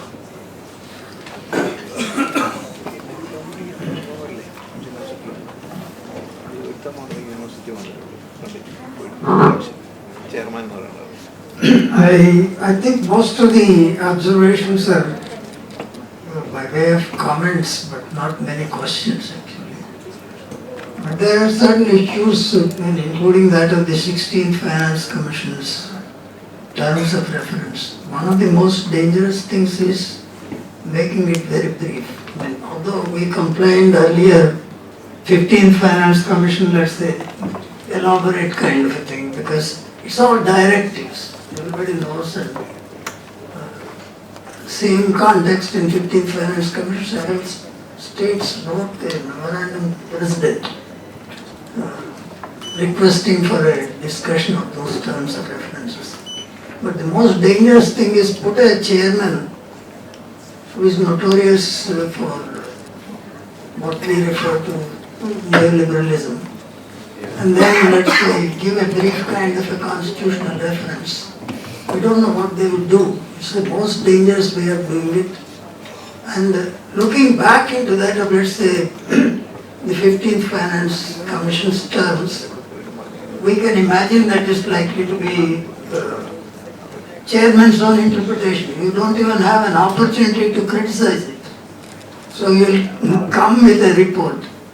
The last issue that perhaps not being discussed here is something to do with, because we're all talking in terms of whether what we aspire from the Finance Commission, or for that matter in the Center-State relations, would be realized in the present context. That's why I think the subtle and nuanced way Vijay Bhaskar was talking in terms of the very character of neoliberalism has changed. Earlier, let's say, power under NDA is diffused, and therefore there are opportunities for spread the, let's say, what could be even entrepreneurship. But if you get it concentrated in, let's say, one man, one country kind of a thing, you wouldn't know what exactly will happen. And therefore, in fact, when it comes to the question of repeated reference to that of cess, Finance Commission after Finance Commission, they say, look, the cess must be purpose-based, specific purpose, should be time-bound. But I think those who have analyzed the kind of, let's say, they have never used cess, for instance, right to education linked kind of cess. It is not completely used there. And it is not even withdrawn. So therefore, they don't seem to take up certain recommendations which are convenient, which are not convenient to them. And at the same time, I think likely to interpret the recommendations that is advantageous to us. I mean, the one issue is something is sitting on us. That is, I think, delimitation kind of a thing. The fear is that what perhaps was done in 72 by postponing it by 30 years to that of 2002, and then 2002 to that of now 26. They have not even conducted 21 census. We don't know when it will be 31 census and what kind of things are in the reserve for the kind of federal relationships. All this lead to that of a situation where politically the power gets concentration. That's why I was, although it's an old thing, unless there is destabilization of this kind of an authoritarian concentration, maybe we have to do that by mobilizing it. Maybe this seminar may help us to understand what is coming in spite of our genuine kind of interests, whether the equity or let's say other issues. The dangers also we must take into consideration. The much more danger is the political danger. Okay.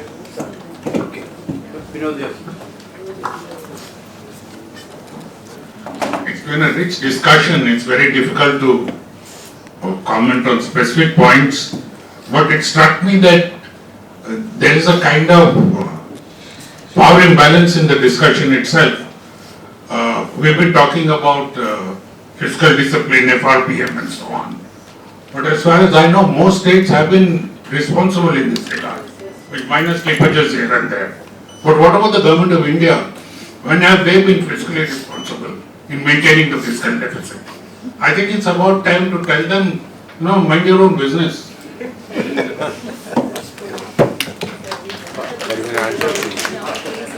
That's an answer to Gilbert. And Lekha Chakravarti. Thank you. Are we audible? Yeah.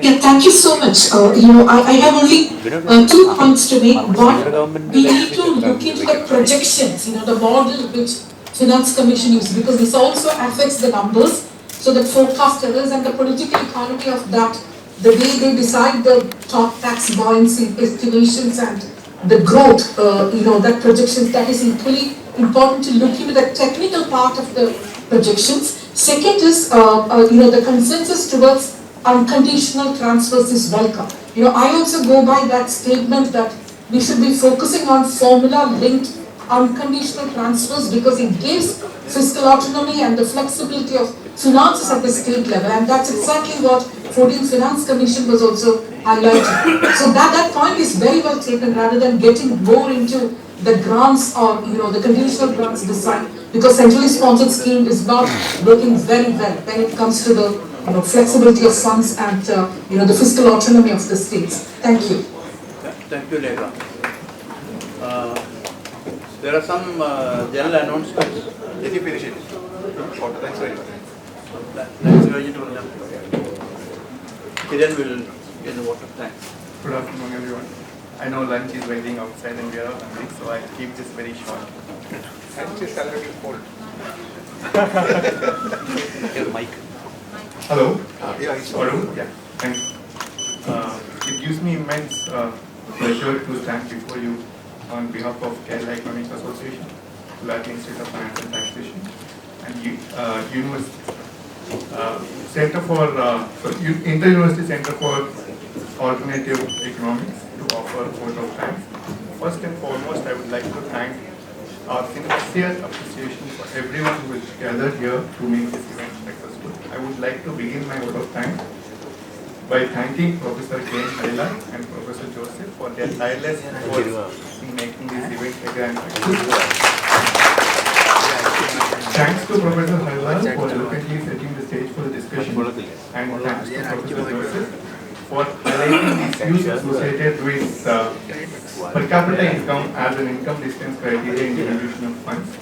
Points are best taken, sir.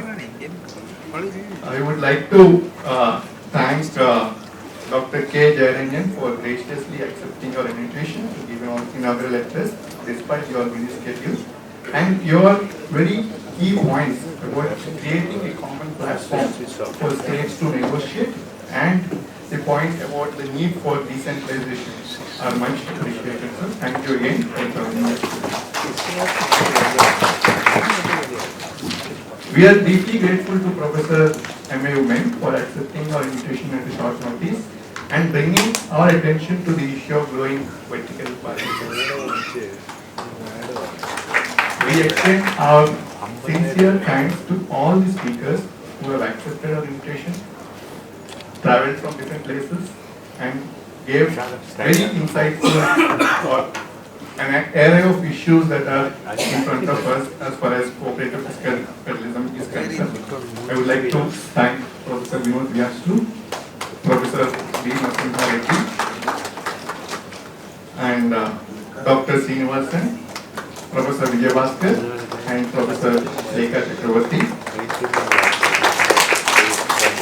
I extend my heartfelt thanks to the President, General Secretary, Treasurer, Office Bearers, and all the members of KEA, students and staff of Gulati Institute of Finance and Taxation, and students and staff of Kerala University and all the associated colleges who have gathered here and for your active participation. And I would also note the presence of two former General Secretaries, Dr. E.M. Thomas, who has joined from Thrissur, and also Professor Priyesh C.A. And a special appreciation goes out to all the participants who travel from different locations, offline, and also the participants online for your active participation and for making this seminar a grand success. Thank you once again, all the esteemed speakers and participants, for making this event a grand success, and also we look forward to your continued support in future. Thank you.